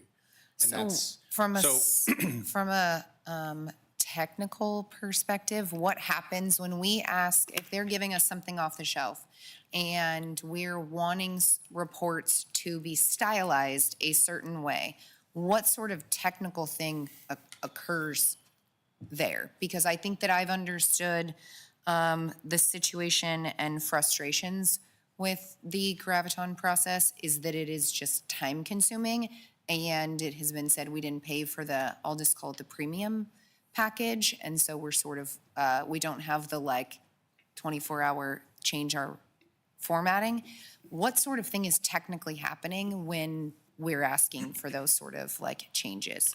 So generally what happens is we don't really work directly with Oracle. Okay. We have to work through an integrator, whoever Okay. that may be. In this case, it's Graviton. We don't have internal staff that know the system well enough yet, so Graviton is our support consultant as well. So if we have problems with the system, obviously it's not here, it's in the cloud. They help us through any problems we have or anything that isn't working correctly, and helps us develop new things and reports. And Greg probably can speak better to that because he's been more entrenched in the reports than I have been. So, but it's going through, and Graviton understands, because they work primarily with the Oracle system for all their clients, all the various configuration and options that you have within the system. When Sure was, if that answered your question or not. I think so. When was AS400 published, created? What sort of, how long were we using? I'm aware that it was a green screen, but 20 years ago? Okay. Okay. 84? 84? Okay. I wish that I was 20 years old if I was born in 84. Okay. So, okay. Okay. So I know that for Oracle, the basic package for the ERP came with all of the things that would get us to, this is pretty standard software. So if you're a municipality and you're going to get the software for the ERP, you're going to get your budget to actuals, you're going to get your cash flow, all that kind of stuff is sort of the standard model for ERP. So whose fault is it that we're not getting these reports? Is it going to be Oracle or is it going to be Graviton? Who should we hold responsible for that? Because if that's what we're looking for, and in the scope of work, because I looked through the scope of work of the last contract, all of that should have been done. We're sort of adding some more scope this time to address, it doesn't say specifically those reports, but it does say the ERP and the HCM. But what should we expect if we continue with this? Well, generally, we would not get any of those services from Oracle directly. We'd all go through your implementer, whoever that may be, whether we go to someone else or whether we stay with Graviton. They're going to be the ones that works with the Oracle system itself to get the customer what they need. So it's a Graviton issue that we don't have those reports. I don't know the mechanics of building those reports, so I can't tell you that. Haven't we been over these reports before? Is there an actual problem, or are we trying to fine tune the program, or are we just having a disagreement between Councilmember Audette and the finance department? Well, I'll have to defer to Greg on what efforts have taken with Graviton as far as developing those. I mean, I know that we've talked a lot about reports, and we talked about trying to fine tune what There's no fine tuning. Councilmember I want the reports Audette we wants. used to I'm get. talking what Councilmember Audette wants. Is that correct, Greg? Yeah, as I continue to say, and Councilmember Audette just mentioned it again, the report is never going to look the exact same. The example I always bring up is we used to have an area that would call out carryovers and encumbrances from year to year. The new system doesn't have that data field. So just right there, the reports are never going to look the same. Certainly, the reports are a priority of ours now. I think that's evidenced in what we saw in September. I know Councilmember Audette does not feel like that met the demands of council. We're going to continue to work at them, and we are going to get there. At the end of the day, as I stated, finance was under a tremendous amount of pressure to get the system live. We delivered it on time. And then we worked with the city manager to determine which reports would be delivered to council. As I stated, we gave the reports that we thought would suffice council starting in March of 2024. And we gave them quarterly thereafter. And until May of 2025, there was no feedback received that the reports were not meeting council's expectations. As soon as I was told that they were not meeting council's expectations, I've been working to address those as well as working on the budget and other important items of this body and staff. Oh, there's so much there. Thank you. So city manager is now responsible for the lack of those reports coming through because he did not prioritize them when you guys went live in 2023 He was part of the decision-making process of what are our priorities. to not put those reports in there anymore.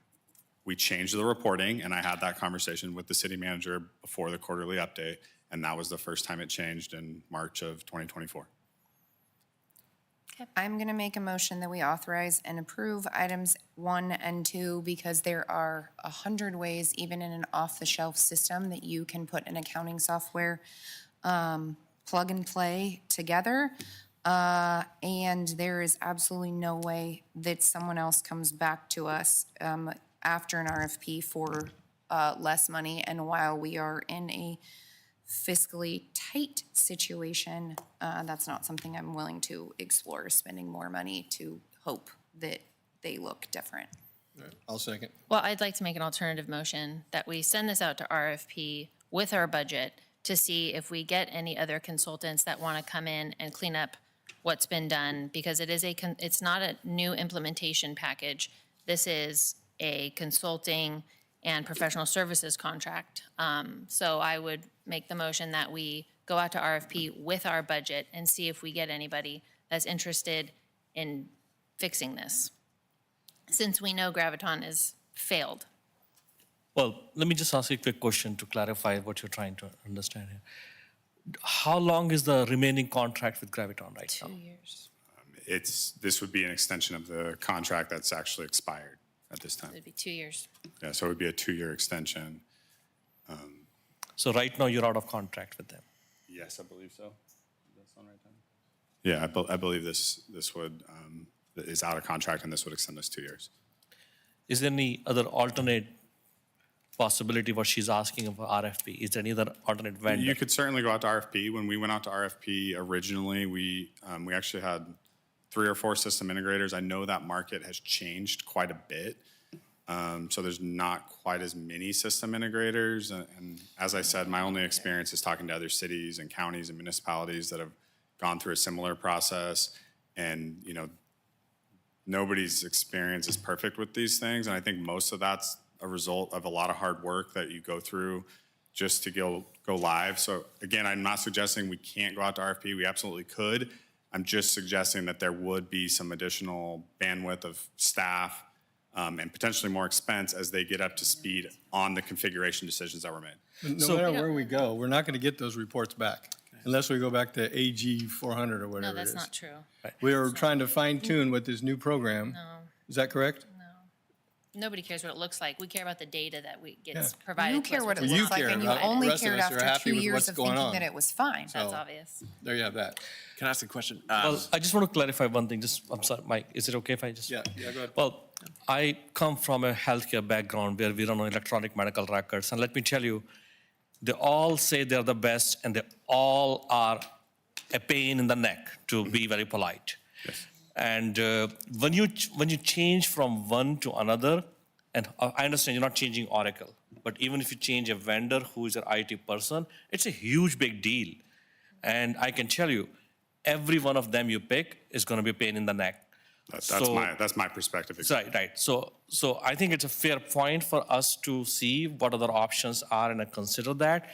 But be very careful while you suddenly change for reasons unless we are very, very sure. So I'm just trying to addressing your concern, Tanessa, but also what Doug is saying that to make a change sometime can be worse than the prior situation. So Can't that's be all. worse than what we have, so why would we not be Well, responsible and go out to RFP? I'm just- that's your opinion, I'm not saying not that everybody you cannot go to RFP. I'm just saying that keep this in mind. From my background of electronic medical records, that when you change an electronic, any IT vendor, anything, it can be huge burden and cost. Well, I Plus, it can make it worse. Yeah. That's all I'm saying. Just Yes. keep that in mind. But when you go to RFP, you also have a budget. And if I can get a show of hands of all the people that love Oracle and how it's been functioning in Gravitons, nobody. So everybody has complained about the system. So it's obviously not working, and our integrator has already integrated. So at this point, the contract is a professional contract. And so if you go out to RFP, at least you'll see what the competition is. And maybe that makes Graviton even better. But the contract's the contract, the cost is the cost. Yeah, we do not have a second for your motion. Second Well, has a question. I mean, sorry, Mike is a Yes, you can. So my question would be around the timeline. If this went out to RFP, it would extend the timeline, how long that would take to find a new contractor, then to start creating those reports versus, my question would be, with this new contract, would this be a quicker timeline to potentially get some of these reports done faster by Absolutely. sticking I with mean, the a new same- contract, if you go out to RFP, is going to potentially, take at least 6 weeks on the streets, so you'll leave it out there. And then frankly, there's going to be an assessment period. You're going to do some reference checks. You're going to try to get to the bottom of whether it truly is going to be an improvement. That would probably take another 2 to 4 weeks. And then you would select somebody and have a contract in place. Then they're going to have to come on, understand, how the data is configured or how you're doing things to help you. And again, it's not just a report thing. There's a lot of other support to this system. I think the reports are what we're focusing on.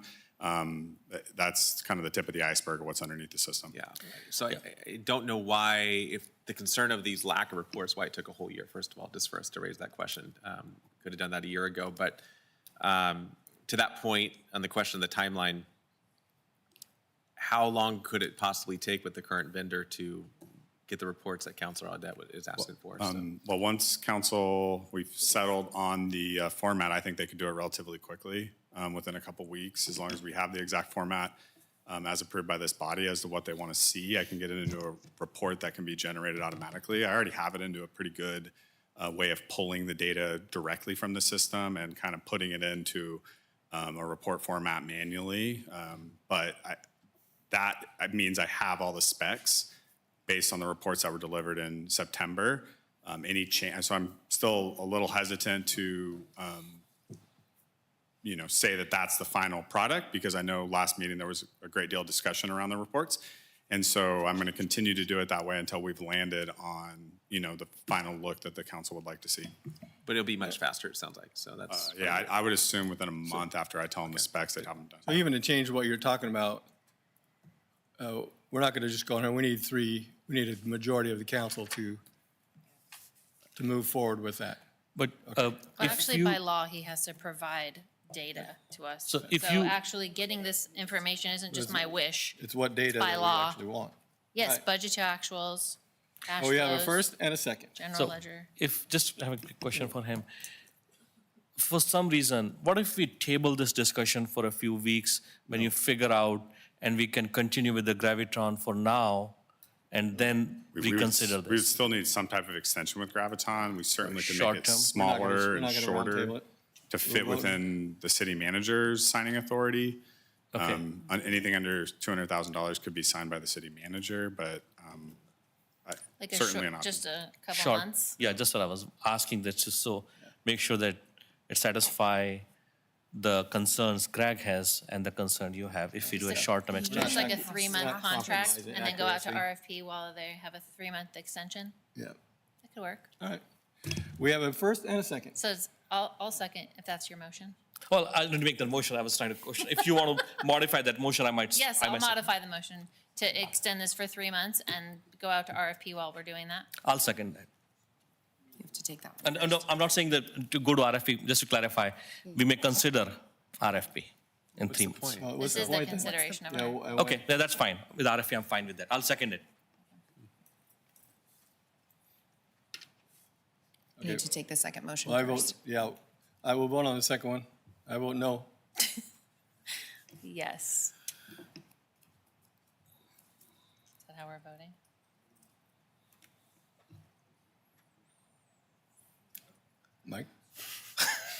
so?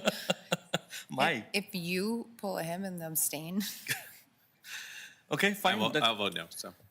All right. So now we'll go back to the first motion. We have a first and a second for that one, which is to approve what's written. And I say we vote. aye. All in favor? Aye. Aye. No. All right. It passes 3 to. Are you a nay or are you an abstaining or what are you? No, I'm still, yes. All right. Passes 4 to 1. Thank you guys very much. All right, moving on. I'm told it's not Joe Bowers. I'm actually told that it's Nick's going to come, and the great Nick Zettel, I don't know about that. Director. Consider Reading Electric Utility fiscal year 24-25 financial report. Thank you, sir. Thank you. Good evening. Yes, I've given Joe Bowers a break from presenting financials, a slight It's way break. too much for breaks. Yeah, let's go ahead. So thank you, Mayor Munns, members of the council. There's a few things in this tonight beyond just the annual financial report. I'll talk quickly about what's been happening in the industry, which is especially important for fiscal year 25, which was half the Biden administration and half the Trump administration, the power content label or the power source disclosure, and then kind of a quick look ahead here with what we can expect.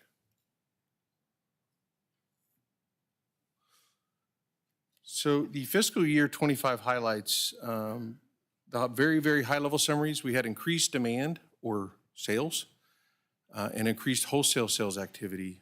Financial results, we outperformed the budget due to higher revenue and favorable power costs, and that offset expenses. At the federal level, with industry updates, policies are slowing renewables, slowing carbon, slowing tax credits. The state's moving to focus on lower energy costs, increasing reliability and clean energy. From a rating action, Fitch maintained the AA- rating with an outlook of stable. Affordability is coming in nicely. We are staying at 2% of the median income, and I have more information on that, with a target of staying below 2.5% for a family of 4 in Shasta County. And looking ahead, we have infrastructure capital projects and a quick discussion about our 2030 strategic plan. So jumping into retail sales, as I mentioned earlier, we had, I would say, almost kind of a banner year. It was very hot. If we recall, last July, it was 119 degrees. August was hot, September was hot. So two things happens when it's hot, right? People use more electricity just for air conditioning load, especially in Reading. It's primarily what happens, starting from June through October. But also in the wholesale market, because it was so hot, the energy trading team was able to execute a series of trades and sell surplus power to the market and bring in wholesale revenue in for our customers. So just tracking this real quick, the yellow bars is the cumulative increase in retail sales over budget. 2.8 million in July, ending at 11.8 million cumulative in June. 2024 blue line's the actual. You can see 2025 in red beat the green 25 budget nearly every month. I will say that the sales forecast for 2025, fiscal year 25, was made back in 2023. So it's a little bit lagged, but people are using more power. They're using more energy, right? It was hot, but they're also just using more. I'm going to skip this slide and get back to it in just a second. Unrestricted cash balance, if we look where we started in July 1st, it was 33.5 million for FY25. That's the green bars. We moved through the fiscal year, went up a little bit August, September, started drawing back down. And then as council recalls, we issued bonds in the spring and reimbursed ourselves for $19.8 million worth of reimbursable expenses for capital projects in April, and then drew down reserves in May and June, ending at 45.2 million in cash versus fiscal year 24 ended at 40.6. What's important here is if, seeing the drawdown in cash, it's where's the spending going, and I'll get to that here in this slide. If council recalls, we have been engaging in a very heavy capital expenditure program for infrastructure replacement. It was part of our 2020 to 25 strategic plan. The team at REU has been moving quickly to execute to get transformers, poles, underground conductor, overhead conductor, all the parts and pieces to get ahead of tariffs and try to get ahead of inflation as much as they can. So once you get it ordered, you get in line, you get it delivered. And if you went out to the courtyard, and if you ever want to take a visit, the back part of the courtyard is full of transformers and wire and all the things that we need for infrastructure for the system. And so as it's coming in, the crews are loading on trucks and taking it out and putting it on the grid. So that plan's working. So this is what we call like our cash waterfall. You can see beginning cash, like I mentioned, in July 1 of 24 was 40.6 million. Net financial results came in negative 3.6 million. That is great news because if you looked at budget was supposed to come in about negative 29 million. We were on a cash burn plan with infrastructure, knowing we were going to reimburse with bond revenues. But again, with the increase in retail sales, increase in wholesale sales, holding O&M costs down and feeding the retail sales and wholesale sales at much lower costs from the trading team, we had substantial net financial results. You can see we had 1.1 million cash for funding. That's RS, that's rolling stock. There was net funding for major maintenance, which is the power plant. Net meaning we put money in the power plant, then we take money out. We did a major overhaul for unit, I want to say it was unit 6 first. Unit 5 is overhauled right now. It's in parts and pieces. PBP is public benefit program encumbrances. That is restricted funds. That's the 2.85% of retail revenues that we collect by state law and set aside for energy efficiency, demand side management, residential energy discounts and others. Change in accounts receivable, change in accounts payable, change in inventory, 3.7 million. That number there is reimbursable by bond proceeds. And in fact, in July of FY26, the first month of this fiscal year, we did put that plant in service, and so we were reimbursed for that cash. As I mentioned, we need to talk about our power content label or our power source disclosure. This is required by state law every year to be reviewed by the City Council. Good news, we are 70% carbon free. We are, if you look at the very top, City of Reading at 315 pounds of CO2 per megawatt hour versus the state at 359. We are beating the state.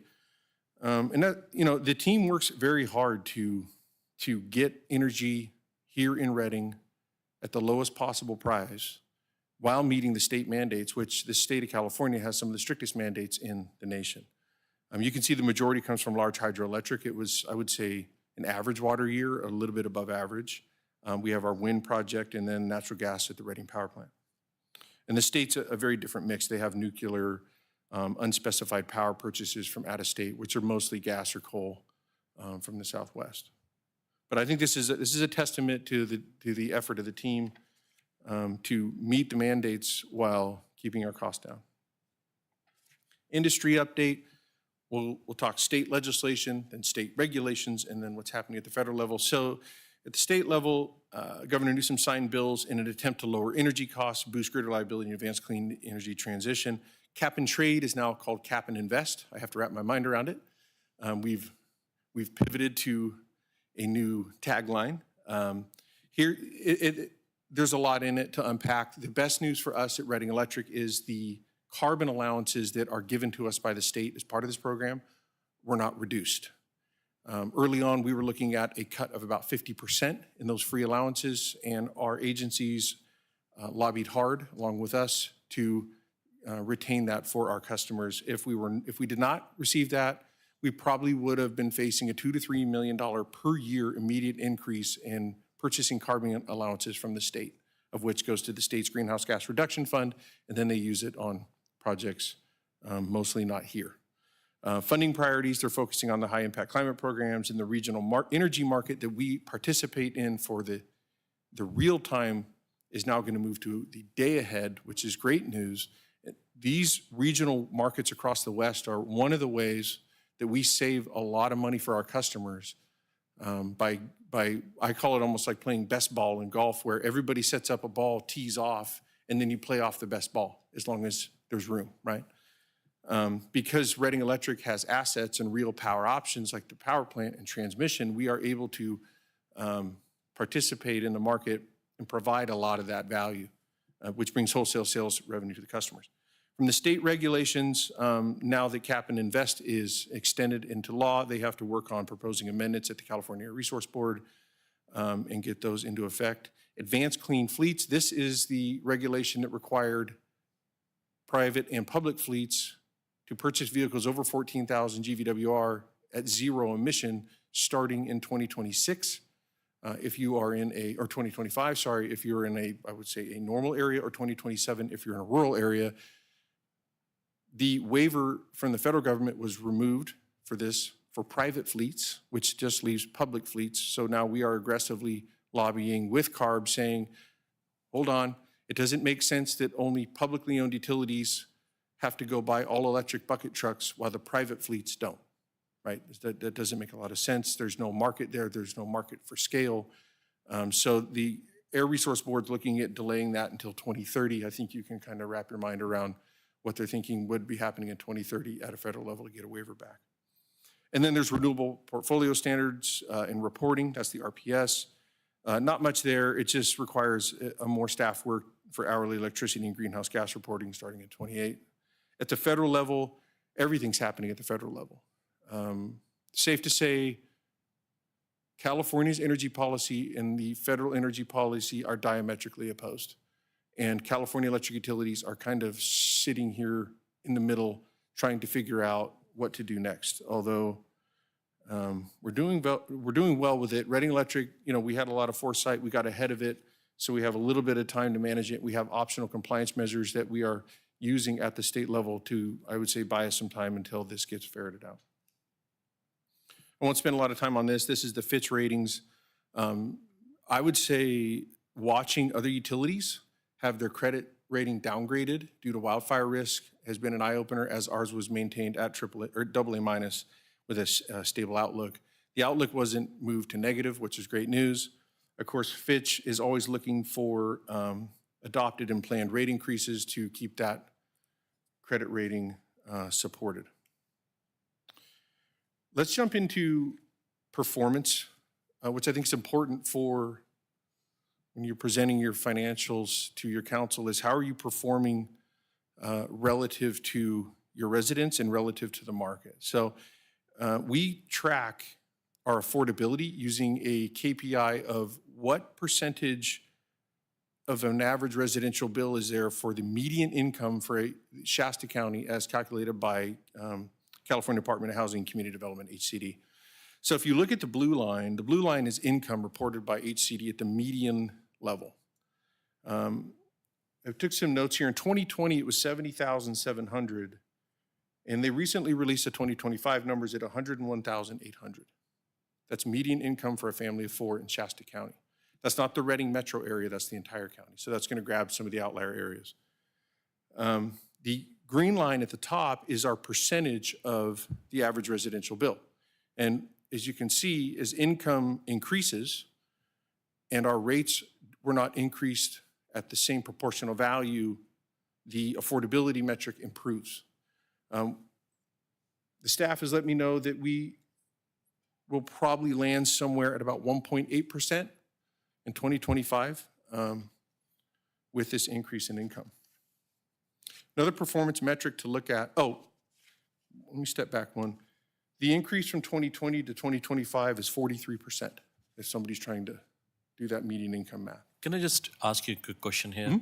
Just to clarify, this medium income is for the state, you said, right? Yes. Not for our metropolitan area. It's for Shasta County. For Shasta County itself? Yes. Okay. Yes. Thank you. Yeah, and so anybody can look this up. It's on the HCD website. They list every county. Okay. And they'll say median, and then there's low, and there's very low, and there's different levels. We tied a median income. We use this figure because this is what housing uses for Section 8 and HUD and other vouchers. So we find it to be relevant for the city. The average residential bill, so if we look at, again, using that affordability metric, we go back in time. REU is on the bottom, PG&E is on the top. I think PG&E is important. They serve 16 million people, or roughly 5 million customers. We serve 90,000 people, 48,000 customers. So it's pretty safe to say the majority of people around us, the majority of people are experiencing about a 4.72% of their income. In Shasta County would be going to PG&E versus roughly 2% in Redding. So I think as we we hear about this and we talk to our neighbors and friends and they have this, noticeably crushing feeling of why is my power bill so high? Because it's eating a lot of the median income for a family in Shasta County. We run a simulation every year to compare if we were to take Reading's load profile and put it in PG&E's residential rates, what would it look like as far as, I would say, RU customer savings or dollars leaving the city? So for FY25, we were at 0.195 cents per kilowatt hour. That's including the fixed charge and the variable charge for average usage at about 830 kilowatt hours. That's what a residential customer on average uses. If you plug in PG&E's rates, it's about 44 cents. So over double, and the difference is $90.9 million for 1 year. That's residential only.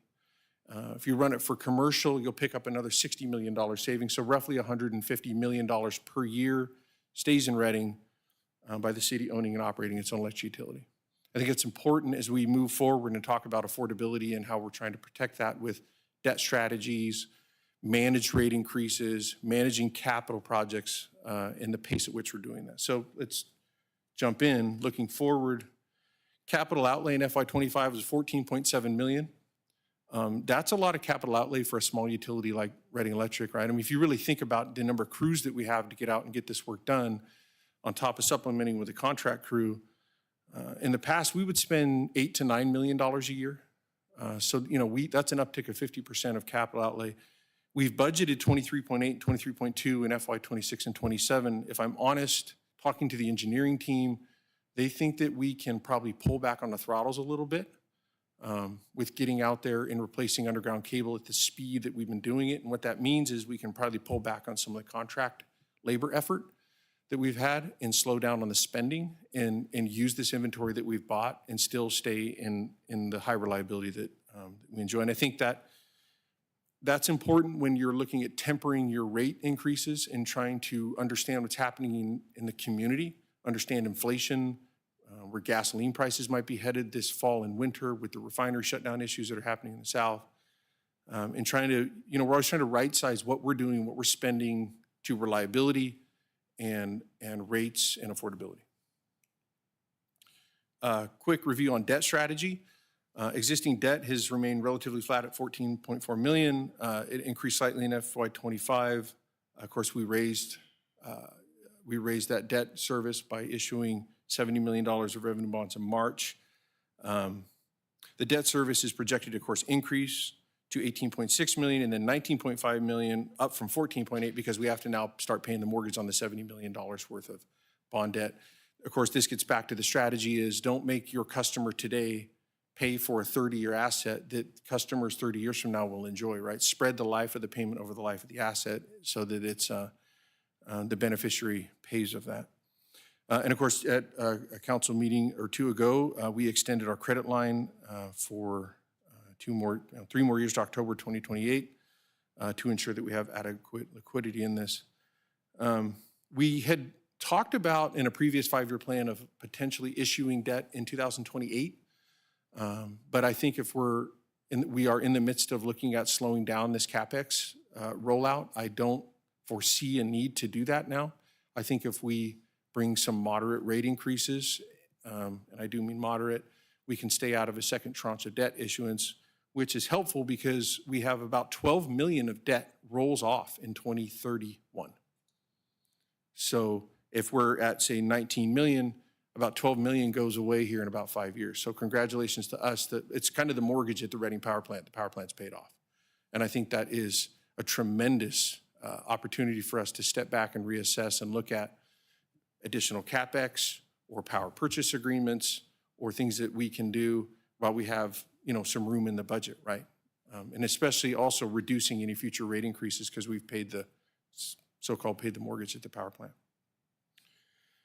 One of the things that we're in the midst of is developing an updated strategic plan. So the existing strategic plan was developed in 2020, implemented in 21 to run through the rest of this year. If I had to put a tagline on it, it was build a lot and go fast and get caught up. We had borrowed from our system from 2014 to 2020, meaning we didn't do a lot of maintenance. We just let it depreciate. We tried to not have rate increases. We tried to keep costs down. If we go back to the wage charts, there wasn't much wage growth in that time frame. So we tried to temper that down. Well, if you don't work on the house for 6 or 7 years, eventually the house is going to make you work on it, right? I mean, things have to get caught up. So that's what we've been doing. This plan that we're developing is at this point, what we've seen so far, and we have some stakeholder and public workshops coming up, but step back for a second, take a breather, start using the data to inform the decisions. How are we doing with reliability? Where are we at with safety? What do we need to do for state mandates? How do we manage this next 5-year process by protecting this utility from, I would say, some of this uncertainty that we see in the world today? So in summary, financial performance exceeded the projections, the budget by about $11 million. Customer demand grew. We had favorable hydropower deliveries. Lower gas prices helped reduce these costs. We are sitting at 123 days of cash on hand. Although, as I mentioned, 1 month after FY25 closed, we were reimbursed another $3.7 million in cash, which was about 10 days. And then we have another $3.7 million sitting out in the courtyard in inventory, transformers and wire and whatnot. As that moves out into the system, we will get reimbursed for that. So I guess we could technically say, if I had to give you a real time, we're probably 133 days of cash with another 10 days that will be restored as we move those materials out into the grid. With the bond issuance completed, we're working on wrapping our infrastructure capital projects reimbursed, and we'll probably see the majority of that $70 million reimbursed by FY28, if I had to put a pin in it. And our projections assume annual adjustments from 26, but as we know, there can be sudden resource or regulatory changes in guidance from this new strategic plan. So with that, my recommendation is the City Council accepts our annual financial report, the industry activities update, and the 2024 power content label. I'll take any questions you may have. Thank you, Nick. Any questions? Councilmember Audette?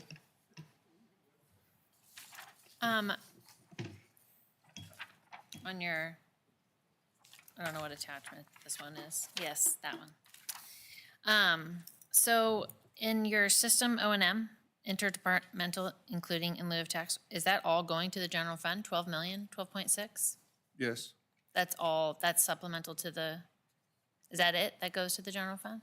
If it's interdepartmental, including the in lieu, that is, I don't want to be conclusive, but that is the majority of it, yes.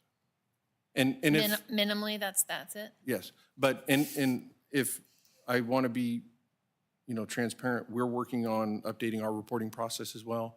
If there's a question I can't answer, our finance and pricing and risk teams in the audience, they'll take notes and I can respond.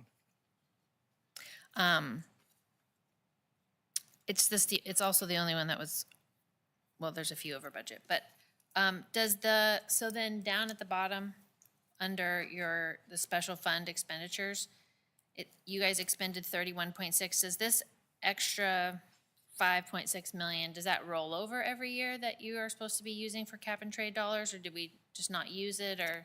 It carries forward. So there's two parts of that. There's the public benefits funds that is mandated by law that we collect the 2.05%. That is energy efficiency, mostly the residential energy discount and the CARES credit, and then the other portion is cap and trade. Yes, it rolls forward.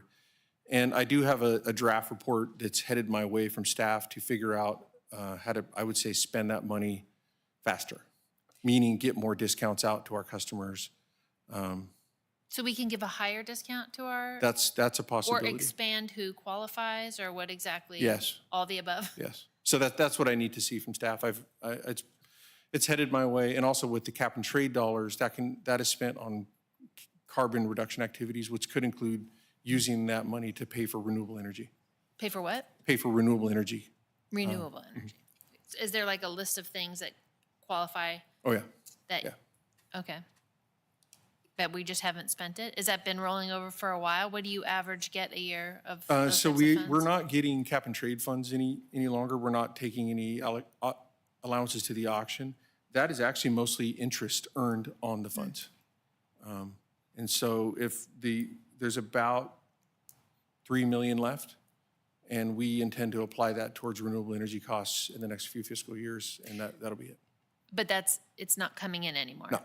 Okay, but the public benefits program will continue to be Yep, funded? 2.85% every year. comes in. 2.85% every year? Okay. That customers that are paying for that? Yeah, that's a state law. That was, I want to say it's AB 2021 mandated that that's collected and then used for energy Subsidizing efficiency. the Right. lower Yeah, income. for subsidies essentially. Okay. And I think my ears perked up like yours did when I saw this number, and we clearly can do better here. I think we can offer deeper discounts or broaden the discounts to a greater range of our customers. And we often do, when we go through rate processes, if we do a rate increase, what we'll do is increase the discount to help offset the rate increase to our, For those that are like in CARES? or- Yes. Okay. Okay, thanks. Well, just to clarify, I mean, the rate you mentioned were for the residential customers, but for the business customers, they have increased at a different rate, right? no, they have increased at, say, 4% per year on average, whether it's residential or commercial. Okay. All right, so it's the same rate. Yeah. So just for the long-term thing, any plan to look into small module nuclear reactors or mini nuclear reactors? I mean, you should, I mean, long-term planning. Yes, so I think what's interesting, I was actually on the radio the other day talking about that because of data centers and the intense energy that data centers use. Microsoft, Meta, they're looking at SMRs and they're bringing their dollars to look at those, which is exactly what's needed because utilities, we don't have the funding to do that. But I think that in the next 10 to 20 years, you will start to see SMRs become a reality, just by virtue of the amount of data these data centers use. I mean, U.S. Army is looking at mini reactors now. So Yeah, that I will mean, be- they're essentially the same thing, small modular reactors. They're probably 50 to 60 megawatts apiece. Many are smaller than that, I believe. Yeah. So, okay. Keep that in mind. Oh, yeah, for sure. Any motions? Yep. Cassie. Oh, yeah, of course. Nick, I've known you for 20 years. I knew you were really, really smart then. And like, thanks, Mike. And you got smarter. Like, I'm so grateful that we have you. I look at the kilowatt rate over the 10 years, just seeing how much that's gone up over the last 10 years, and to think in fighting inflation, cost of increase of goods, services, and just everything out of control. I mean, your message just over and over again to the community is doing the best thing for the community and giving back the best return we can to the community. And it's obvious every time you talk, you have a real heart for the people and just doing the best thing for the people. And so I'm just so grateful to see, how great these reports look and the minimal increases we've had over the past 10 years and just great servant leadership that you and your team have had. So I just wanted to make that comment too. Thank you, appreciate it. And it's also the 202 people at RU. Right. So I'll pass that. It's really to you. Joe. Thank you to all of you. Yeah. Thank you. Thanks, Nick. Thanks, Joe. Motion? A motion to accept the report as presented by the director. I'll second. All right. First and a second, all in favor? Aye. All right. Passes. I think we have a couple of travel reports. Do you guys, Paul and? Go for it, Go Paul. ahead. Yes, I traveled to the League of City Annual Conference in Long Beach. It was very informational and actually, some of the things which I was really interested was almost every city is looking at how to grow their economy. And primary role is of land use and how to effectively use the land and how to attract businesses. So I would really like our city as a culture to be focusing more on how do we grow this economy? How do we make it more attractive? Sometimes we get bogged down by smaller things and sometimes the personalities, but I really would encourage everyone to look at how do we grow this area and make it more attractive for long term. That should be our top message in the entire city departments and staffing. Thank you. Did you get to drive with anybody in the car? Because I mean, I avoided it. The mayor and I had a great time with you last time, and I'll never forget that experience. So. I have pictures. I like to learn from other people's experiences. Yeah, it was a. That is why I avoided it, because I traveled with you last time. I'm just joking. It was interesting. There's definitely a dichotomy of cities that are growing and cities that are reducing size of their staff. So I met with about anywhere from 15 to 18 city managers, asked many questions. They thought I was a journalist. I didn't tell them I was a council member. I didn't think I'd get the same answers. So if anybody thinks I'm writing a story about them, I'm not. I just had a lot of questions. Spoke to a lot of recruiters to tell them to, tell people to apply. But I found that I met with the new city manager in Sacramento. So it was just really interesting to sort of compare notes of how cities are doing. I think usually at League of Cities, it's a tale of two states. But I think there was just a lot of uncertainty this time around. I've been to almost all of the meetings, and there's just a lot of uncertainty about what exactly is happening. And a lot of the breakouts sort of reflected this. It could be this, it could be that. We're not quite sure, depending what the federal government's going to do, and depending on the bills that were going to be signed, because it was a little bit before then. So, yeah, it's good as usual. Lots of vendors, lots of interesting ideas and innovations that I think people are thinking of to make the current economic situation work. So, All right, thank you. I'll speak for just a brief moment till Chief Barr can get to the microphone. He and I took a trip down to Vacaville, which Tom was supposed to go, but he was too busy. We did two different things. We saw a program called 11 Kids. And basically what they do is start a school in the middle of the worst crime-ridden areas. And it's kindergarten through 5. And for some reason, it works. We saw an apartment complex of 220 units. They have one little unit in there and space for about 10 kids, maybe. And they do after-school homework, help them with all of their products, help them with, then they move into the family, start helping families. And I don't remember the exact stats, but the crime rate was astronomical, shootings and everything, and it dropped well over half. So it's a great program, and I enjoyed our time there. And then we went to the police department, and Brian was thoroughly excited about it. Impressed.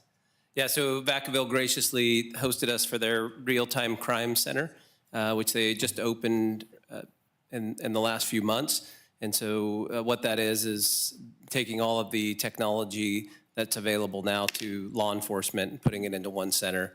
What's exciting about that is that the city of Reading is well ahead if we move to that direction of a real-time crime center, because we do have the EOC at Reading Electric Utility, which is set up exactly like Vacaville's is set up. We have the drones, we have the pilots, we have the cameras in town and the technology and the private businesses that are already signing up to provide video surveillance. But we were able to see a battery that was going on. So there were 2 men that were fighting, and they had a drone within 5 seconds on scene. And they were able to follow the main perpetrator to a bus stop and direct officers into that and make an arrest. It was very, very impressive to watch. Amazing, yes. So the technology is there. I think that's the future of policing. And I will say that with our drone pilots and the technology that we have currently in the city of Reading, it is something that we can look forward to in the future, and I think it will be here. Thank you, sir. Yep.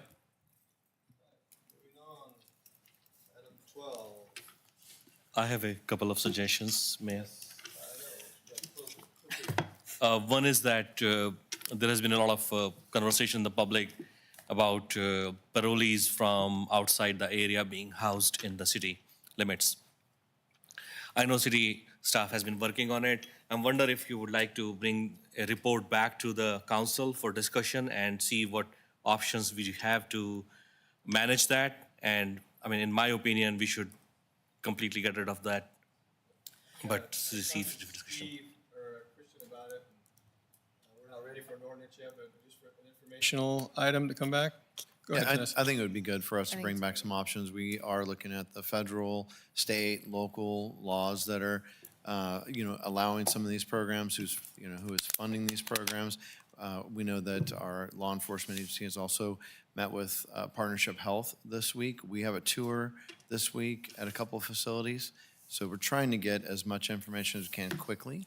And I think if we could give us a little bit of time to gather that information and really understand everybody's piece in this parolee effort, then we could report well. I would say give us, about a month or so to finish these tours and gathering information, but we could bring back some options. Thank you. Can I just ask a Yeah. quick question? If you, about that? if you would, if you're going for a meeting or something like, please let me know. I'd like to know a little bit more Sure. about it. Is removing our, like, housing emergency, wouldn't that stop hotels from being rented for housing? You're talking about like the Housing First model? Is that? No, I'm saying or- we have currently like a housing emergency ordinance, which allows living in hotel rooms. So if that is lifted, wouldn't that eliminate them from being able to do that, or no? Could you look at that aspect as well? Yeah, that is one piece that we're looking at. It's actually a little bit more complicated because the state Surely. enacted additional legislation Yes, within the last California. year. So, Yeah, just bring us back all the options you can come up with and keep us posted, because this is something which I would say that let's expedite it as much as you can. We are, and even as Christian is mentioning, they had some meetings today even about the land use codes and how that is affecting some of these existing facilities, so. Thank you. I have one, just to facilitate what was talking about the mobile home issues. At your discretion, about a month or whenever, you can bring that back. Real quick, so a few things on that. The Housing Division does offer some programs that I think are going to be beneficial to these mobile home parks. I'm aware. I'll definitely have one of our staff members contact both mobile home parks that were here this evening to make sure that they're looking at space rent subsidy that we offer for these parks, and then also to make sure they're getting the utility savings that they're offering through REU and the housing administrates.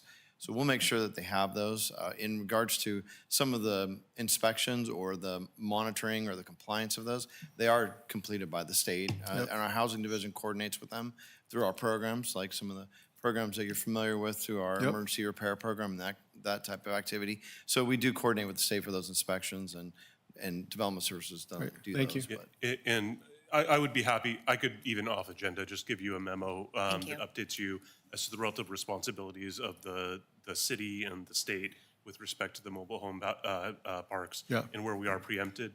If you wanted something more than that, we might need a little bit more as to what you're looking for before we come back to council. Yeah, that's fine for now. Yeah. Okay. For me, anyway. One more ask I had, Mayor, Yeah, go ahead. was somebody brought this up earlier, and I thought we were going to see sometime soon something to some kind of a council policy to prevent anybody from appointing their immediate family members or relatives to a position of influence. And I see Director Kibler nodding. When we discussed that was part of the nepotism update that was going to be coming forward, and I believe she's indicating that it is on track to come back soon. Okay, thank you. Vanessa, did you have something? No. Okay. We're adjourned. Oh, look, you could be in bed by 8:30. Holy. It's only